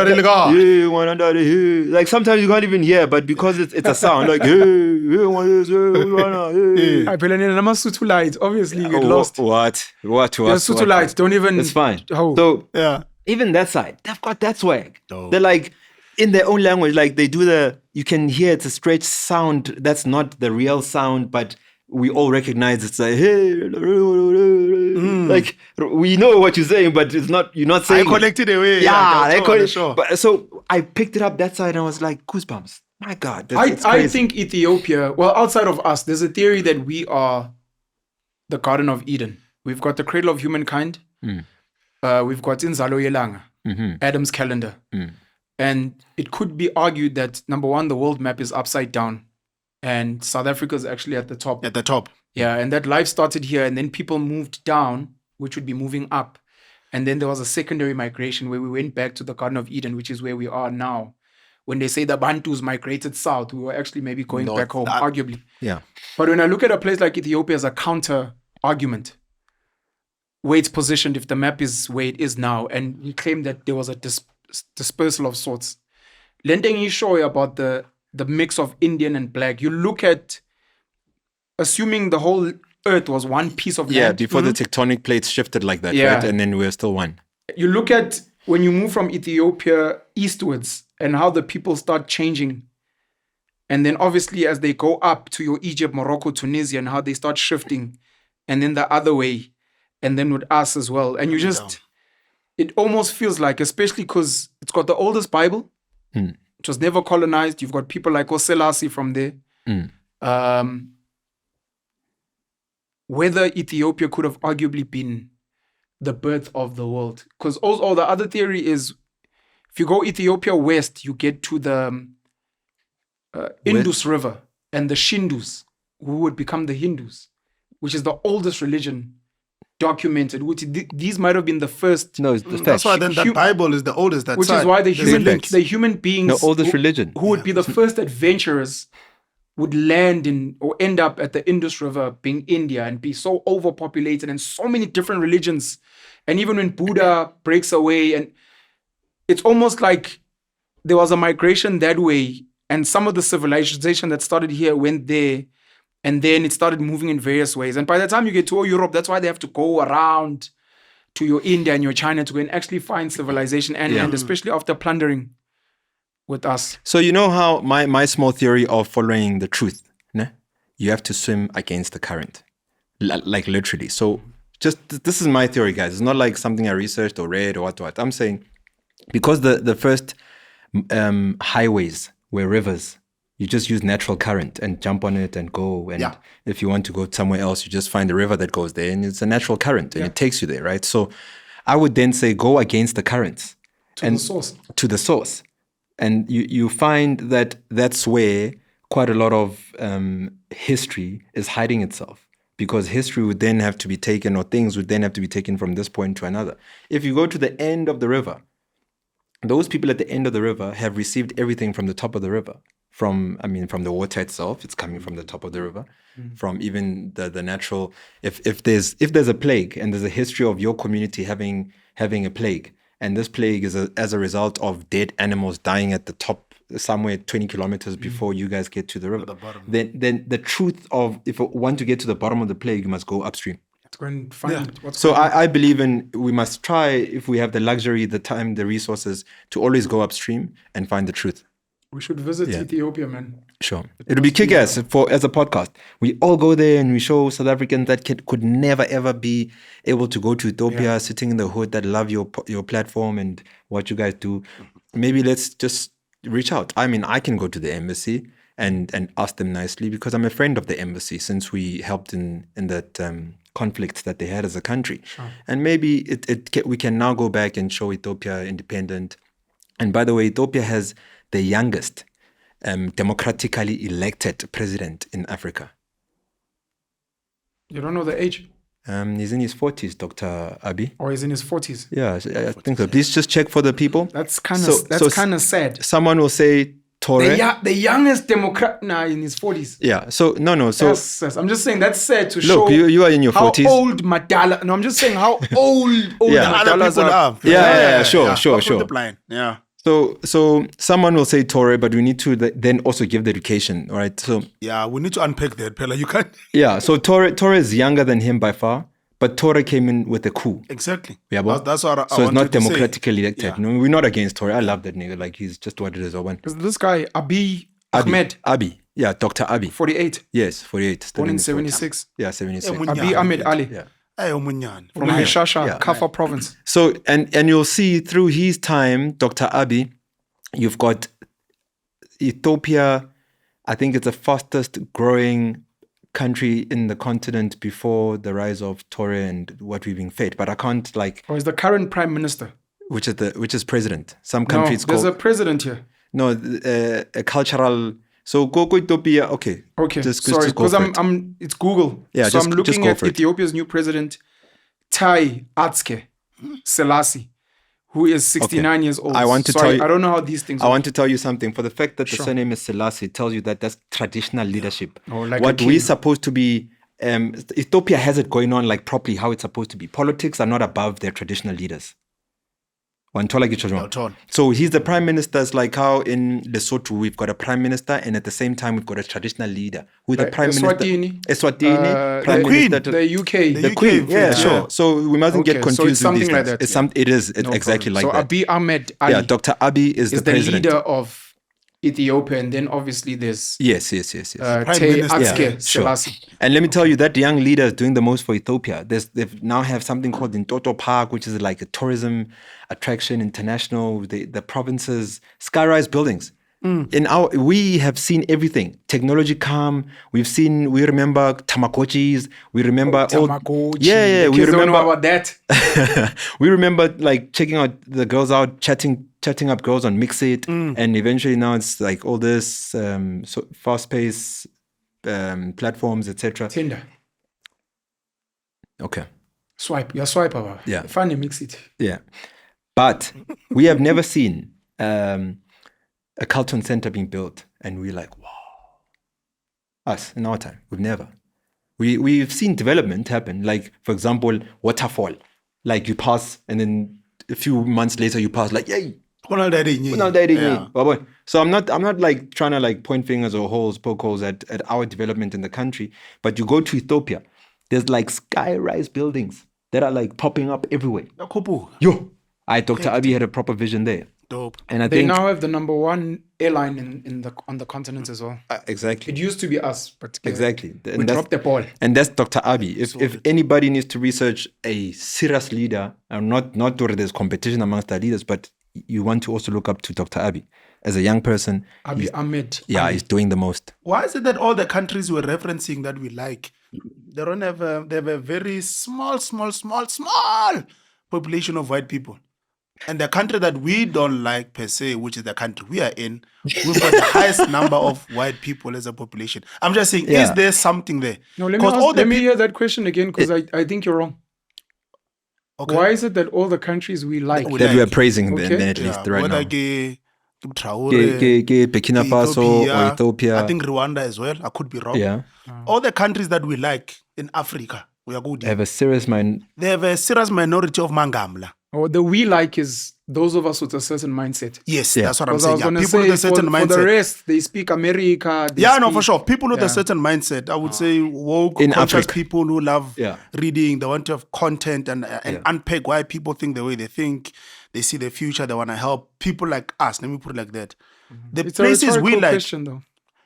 It is rhetorical, but it's not rhetorical to everyone else. That's Yeah, why we've sure. got a podcast where Yeah, sure. someone's like, I want to know because Yeah. I'm like, why is that? Yeah, It's because looking for validation. Okay. It's why Black Panther did so well. We don't have examples of real Black excellence. And sometimes even when we find real Black excellence, we just need a little doubt. a We question rumor it. Yeah. of Baru Kagame is a proxy for America and France. And we'll find out in Ethiopia the reason the airline's doing well is because they actually being the operations are run by Americans. Like we're always looking for, because we don't believe in it. We haven't seen it. Yeah. Okay. At least not in the modern world. Okay. So you look up to that to be like, guys, it is possible. Mm. It may not look the way you want. Maybe Traore has given mining rights to Russia, but it's much better than what we have and where we came from. And the guy looks like he's in power. And when he makes a decision, it doesn't go to a committee and what. The decision gets made, the work gets done. It just so phone calls happens. to business Ah. to say, guys, what do you think of this policy? Let's consult and have my advisory. What. It looks like he's in control. Okay. And then he's got allies that work in various ways. And we crave that. Okay. Yeah. For sure. Okay. And maybe we must also go to Burkina Faso, guys, as a podcast. Sure. Because, I mean, Doesn't have to be a podcast. We just abantu bayithanda indaba. So hamba nje sodwa, sodla imali.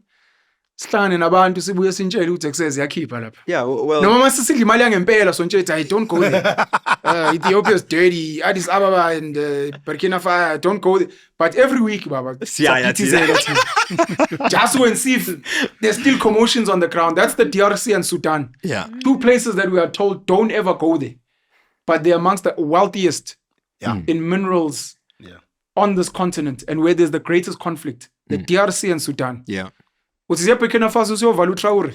Yeah, I mean, so we are into farming, and I'm saying we because I'm including you because it's us here and many millions of people watching this, right? So we at least are into farming because we run rehabilitation centers. If you have an average of 300 young people at a rehab, to feed 300 people, morning, lunch, supper, it's no child's play. No, it can't be. So the only way is for you to resort to farming so that they can eat straight from the ground and they can sustain themselves. So the numbers don't matter. The more people I take into the rehab, the bigger the farming.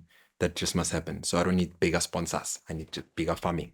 You see? So because we are into farming and organic farming, not GMO farming, we can then go into Africa and see and contribute towards what we have learned in feeding people consistently, because it's a serious challenge to feed these people over 14 months of having them at our rehab every day.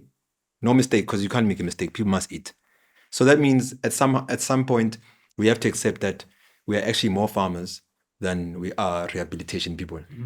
So or maybe the farming is rehabilitation in itself. And the farming is also central to the rehabilitation itself. So as farmers, maybe we also have something we can contribute towards this country. And if it's not interested, it's not a problem. We can go to other countries to say that we still do organic farming, not GMO, fake seeds, fake this, because we can't afford that. So this we can afford, and we know that it works. It works for us even today. Share the knowledge.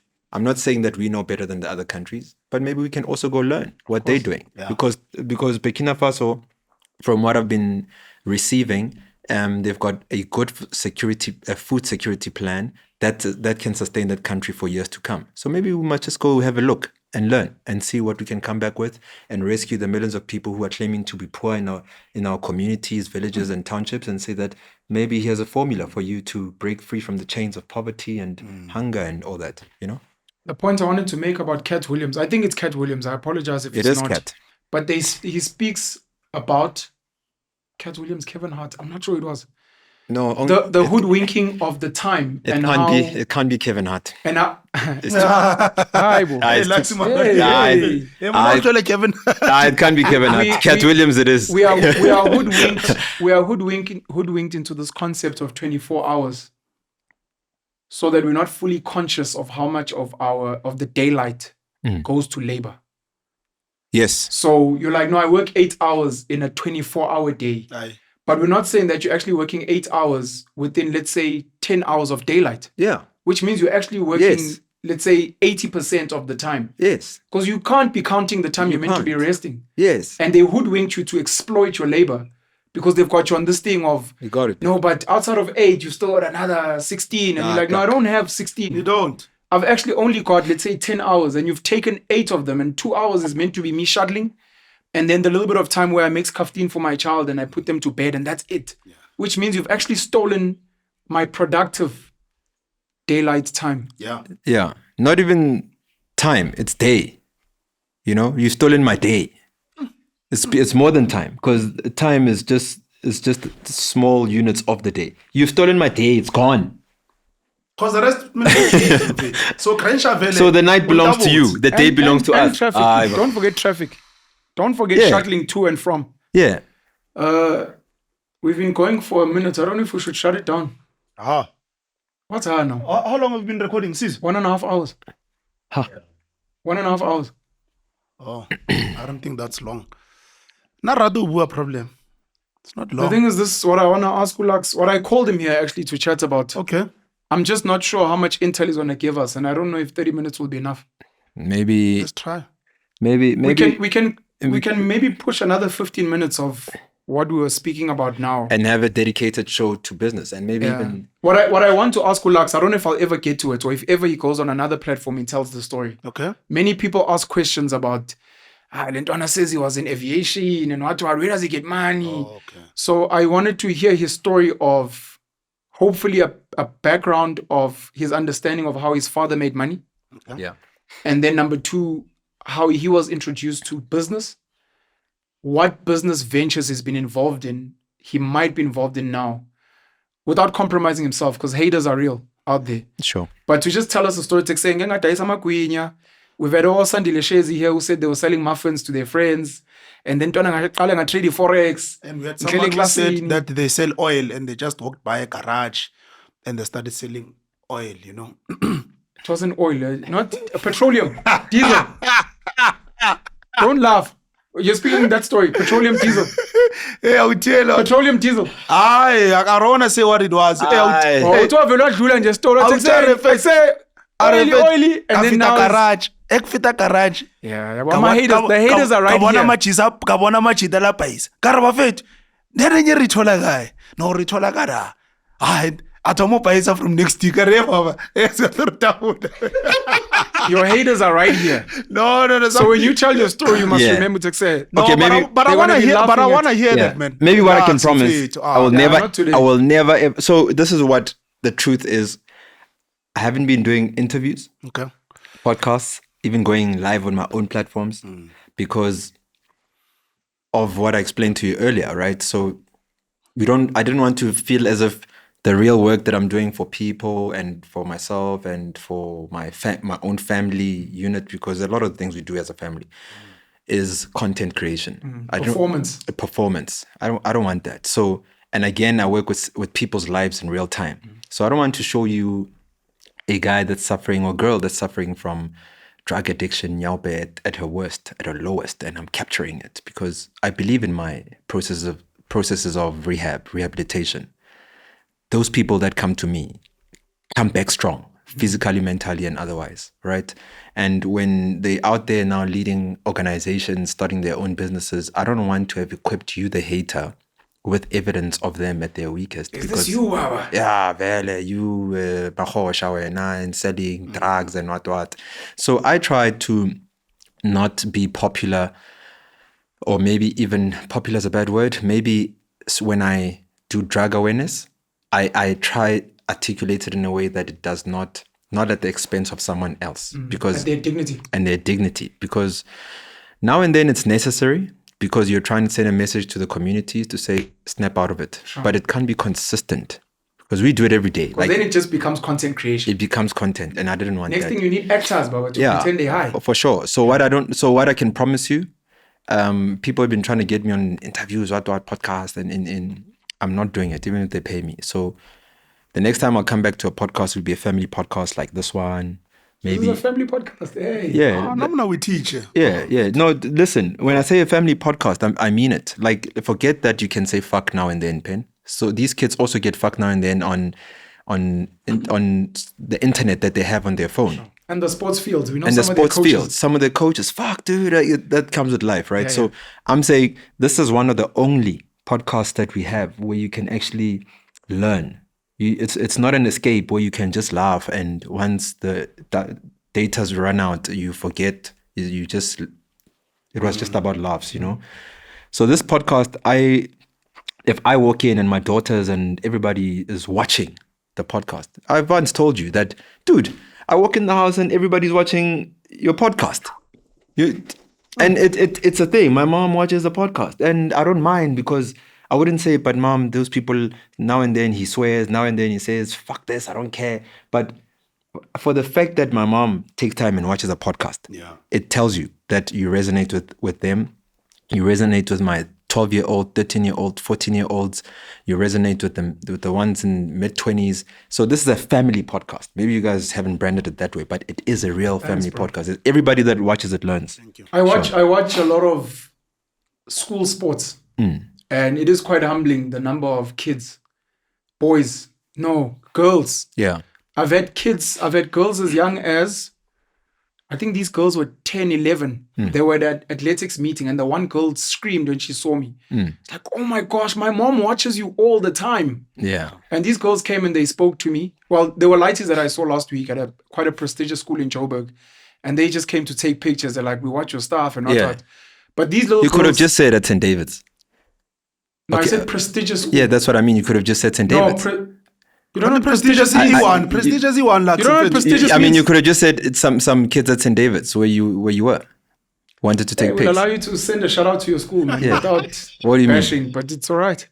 Shout out to St. David's. Actually, I think Ganes are coffee at St. David's, and I think one of the politicians as well. Many politicians. apparently- Tokyo Skhwale, you can name from there, that group going down. People, Hey, everybody. shout out to your school, man. Yeah. I'm not gonna hate. Sure. I'll do that on other Yeah. platforms because I've realized schools are sensitive. Look, I've I'll- done it in the past. Where Yeah, I'm and bashing a school, and then the whole school and the principal is like, "Yeah, Penn said, yeah," and I'm like, "Huh." That's why I try to not mention them anymore. okay, since 'cause you're they're actually sensitive. defenseless, I'll So they're continue. gonna hit us with propaganda.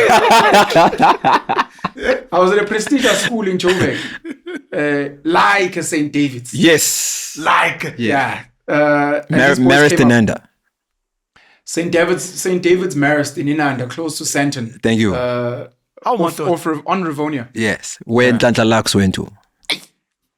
where high caliber people went to, who would Ah. every now and then Black give excellence. scholarship to little hungry boys from the township, just to give them a leg up. And those Just to are give them a leg up. and when they get to these schools, they don't even have lunch. They have to get burgers from the tuck shop. I was There that you kid, dude.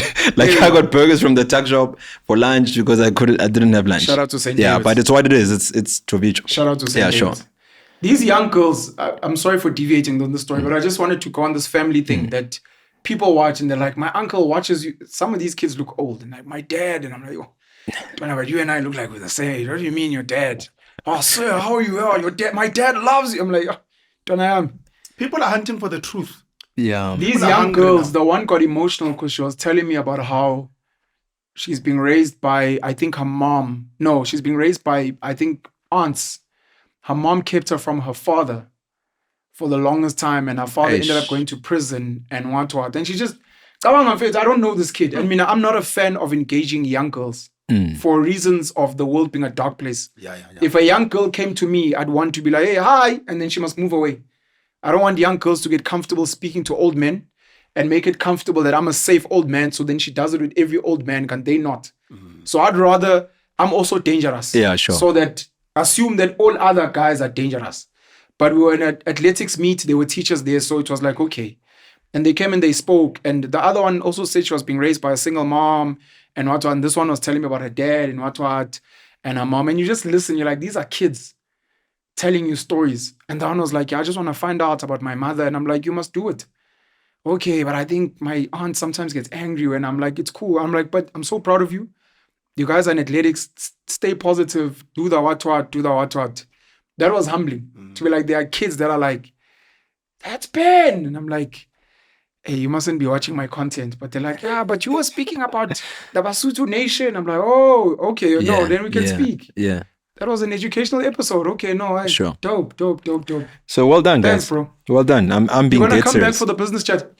We can, because I don't think that we have platforms that are, because this is not a black platform. It's an educational platform, family oriented, etc. So, but because you do have people who live in the middle class that probably has access to your platform, maybe they're looking into real business, achievable business, and not one of those join me, going to get pyramid scheme, join me, join that. Get rich quick. Yeah, maybe we can speak about business and be vulnerable and be honest, about what has made some of us money, and maybe some of their kids, if not them, could replicate some of these things. And You're a businessman.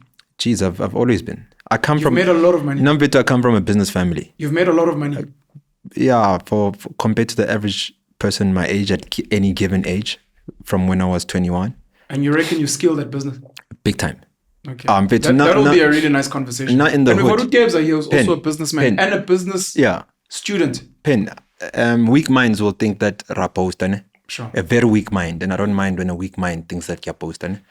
But a strong mind will find it as evidence of a skilled businessman. Now, when I was 21, dude, I owned a golf course out in Amarincha. I'm giving you that address. That golf course in Amarincha, I designed it. The layout, I put it together. I From the width of the fairways, the greens, the bunkers, the depth, I designed it. My right hand drew it on paper.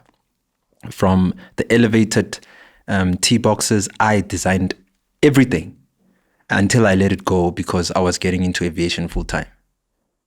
But because I'm black, you're black, it's too far-fetched. There must be a white man. There has to be. There has to be. And when we started Fethu, our podcast apparently was too good. Yeah, it was funded by the whites. Then when they saw us with Rob Hersoff, it was like, we knew it. Njayam. This is all we wanted to see. Njayam. And you're like, I will tell you, let me speak a language that black people from the hood will understand. Maybe when I say golf course, tee box, depth of a bunker, I'm still losing you. Let me tell you, let's speak materialistic stuff. Again, I'm not boasting. I had a blue Aston Martin whip that used to religiously park in the township. DB9, soft top limited edition. The people of Soweto will tell you. Mirrorlands. I was still in Mirrorlands at my granny's house. Me, I had that car. I had the McLaren. This was from business. Yeah, business, pure. Where does it come from? He's a gains of it. Oh yeah, maybe at the car wash. They left me with it for a day. If go to Mirrorlands or maybe on your podcast, invite people from Mirrorlands to comment on your stuff. They'll tell you. The McLaren. Before people said, and this is not a shot, please, don't ever take it as a shot, anybody out there. When our black celebrities came out and said that, first nigga with the McLaren, I kept quiet because, the McLaren, it was never ever bought with the banks. We owned it. Intellectual. I'm a celebrity, but on your vest, no pisane. No, it doesn't matter. I don't want to mention people's names. I want to mention their names. Yeah. No, but I don't want the troll stuff, like. No, it's not for you to comment. Yeah, it's for me to say. Yeah. They were the ones that came out with the McLarens and they were on your vest. Presented as McLaren and then Umpisane. Yeah. But you've been tribal now. You've been tribal. No, they did it, not me. Unyo Your vest posted his McLaren. Sorry to go into gossip. Your vest posted his McLaren. Yeah. And then Andy Lempisane went and made a video to be like, Nazis. Yes. So anyways, okay. Yeah, but the trollers can Aston troll. Martin, McLaren, those were cars you owned. Many more, dude. But example.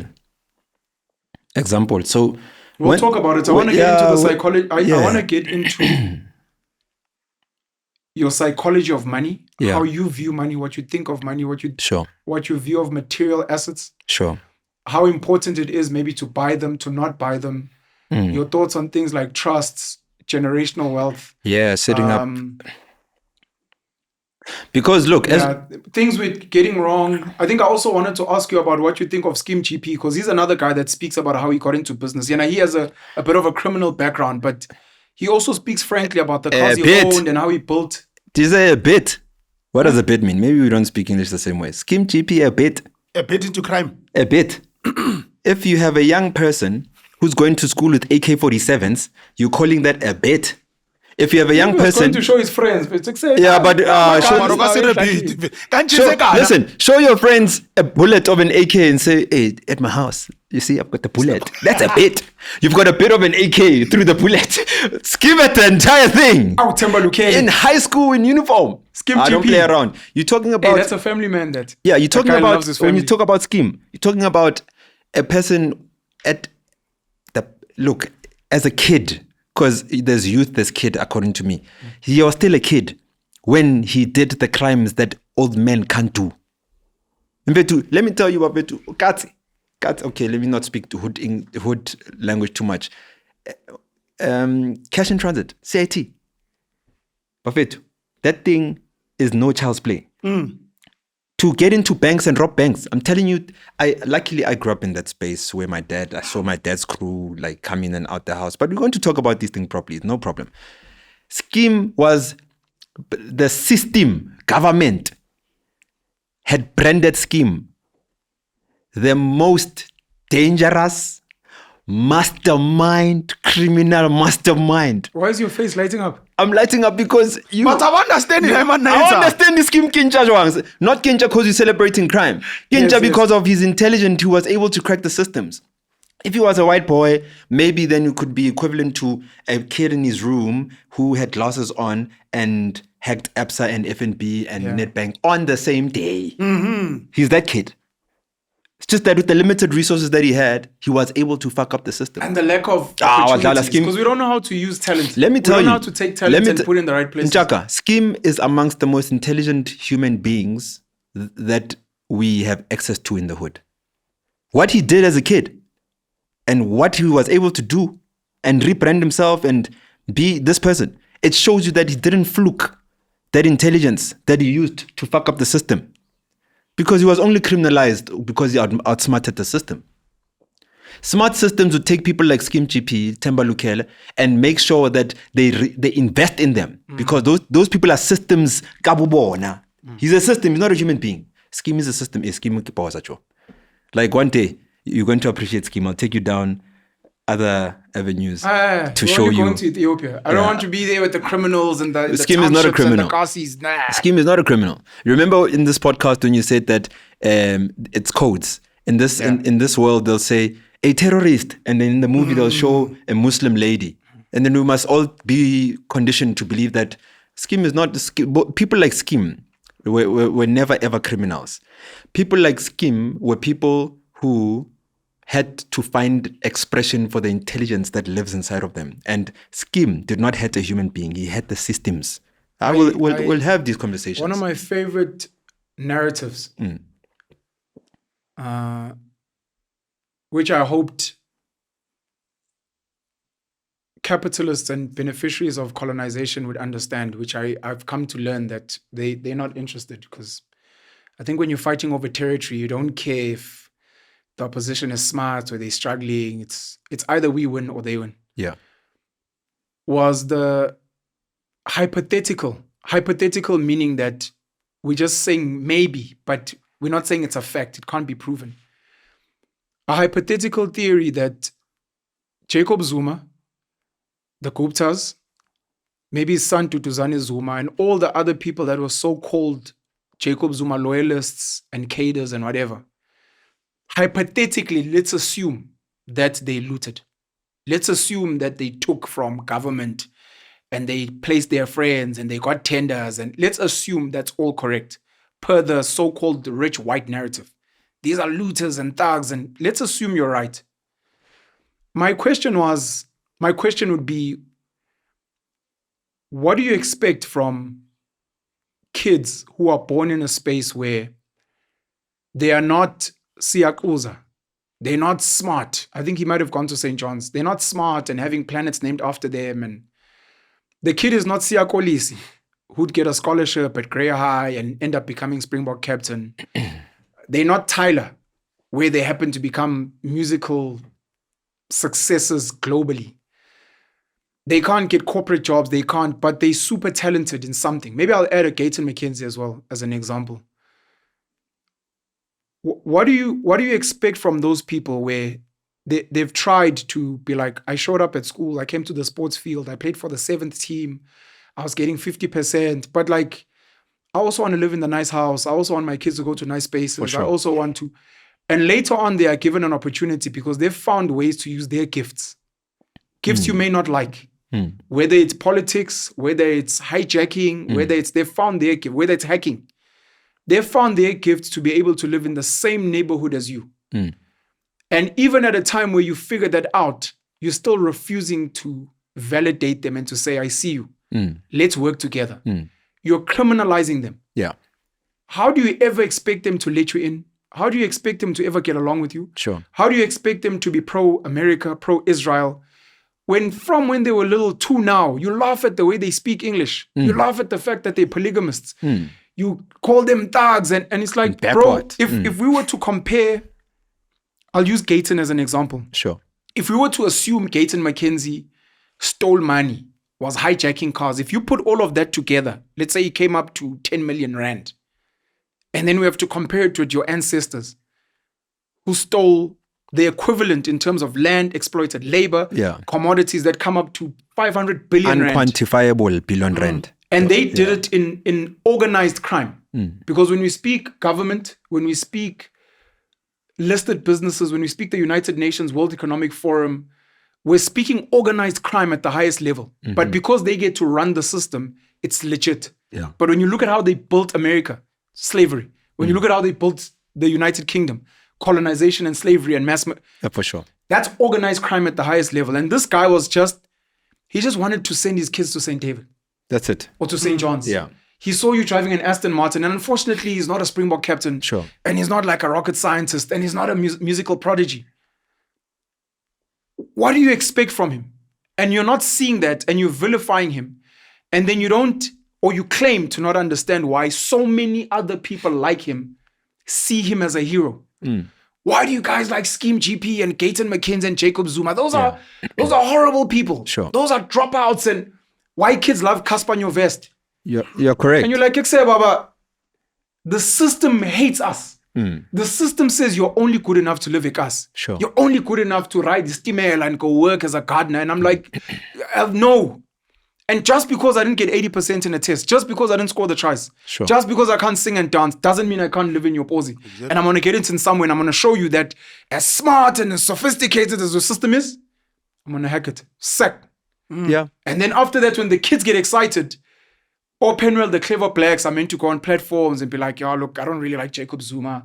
I think they were corrupt and they were looting. I'm like, even if everything you're saying is true, what I've seen from this guy versus your descendants, 100%. this guy is still nothing compared to what your forefathers. Sure. They've done nothing. You're actually lucky they haven't gone full scale, built an army like your descendants did. Colonized, not South Africa, our own country, went to where you guys come from in Europe and actually colonized and oppressed and took the resources and rebranded the language and what. And then come tell us about how bad those guys are. And I'm like, oh, but they were like your ancestors. Yeah. But you're speaking about a boy in the garden who's jumping into the kitchen of your mansion to steal a piece of chicken on a piece of land where they butchered his grandfather to come and enslave his family. And then your current grandfather who's sitting there as a judge criminalizes him. Yeah. I see Vali Leshandi's face. You have closing remarks? Yeah. We're almost at 2 hours. Yes, sir. 2 hours. Time flies. So my closing remarks. Thank you for the education, by the way. In everything you've said, specifically the decolonization, Ethiopia. Sure. Yeah. Yeah. Aligning with nature Yeah. and time, and those might seem small, but you might find those small changes might completely fuck up everything else they try to bring. For sure. Yeah, so I think my closing remarks are that, people try to be Superman and try to save the world, or even the opposite, wait for Superman to come and save them. No one is coming. I've always said this. No one is coming to save you. Let's go out, rebuild our families. Not with everyone, because we've got evil spirits in the form of humans that happen to be family members. Find a way, exclude them, find those with common values, common goals, bring the family back together, because most of our families are broken, and become an example of rebuilding your family, because if everyone else in the community rebuilds their family, then the community is rebuilt. There's no way you can rebuild the community outside rebuilding the families. And then there's no way that the country can rebuild itself to greatness if the families and the communities are not rebuilt and are not united. So the best way to change this country for good and the better is to go back home and find a way of prioritizing your family. I'll make an easy example. If you speak of GBV, it's easy to speak of GBV outside your home. But who are you to tell us that you are the leader of GBV in our community or in our country, but you've got cousins that are getting smacked by their boyfriends? Fix your family first. And if you all do, there's no GBV. When we were growing up, we were the natural security, the boys, natural security for every female in the house, the youngest to the oldest, our grannies. Today, our grannies are getting raped by even their own grandsons. So go home, fix your families. Tell your partners that you love them. Break the generational curses of family. Tell your kids that you damn love them. Set up a family calendar for the year. Every 3 months, come together, let's meet, slaughter something, not for the sake of spiritual belief, but for the sake of When you slaughter, many people might not understand. When you slaughter, it's a 2-day affair. You can't slaughter and eat today. The meat has to dry. So it gives you reason to spend more time together. And it also reconnects you to your own nature. So, and we're having braais. Maybe if I speak braai, you'll understand better. Because when you buy a leg, a cow, or piece of animal to braai from the butchery, it's exactly what you're doing when you slaughter a cow. So more family braais. Yeah, more family barbecues in America. Yeah, but let's slaughter these things. Let's slaughter these things so that you've got more meat, and you can also, as a family, have an experience of giving to others, to neighbors, to say that, we can't all take this, take that, Your kids are watching. Your kids are watching you uniting. Your kids are watching you give.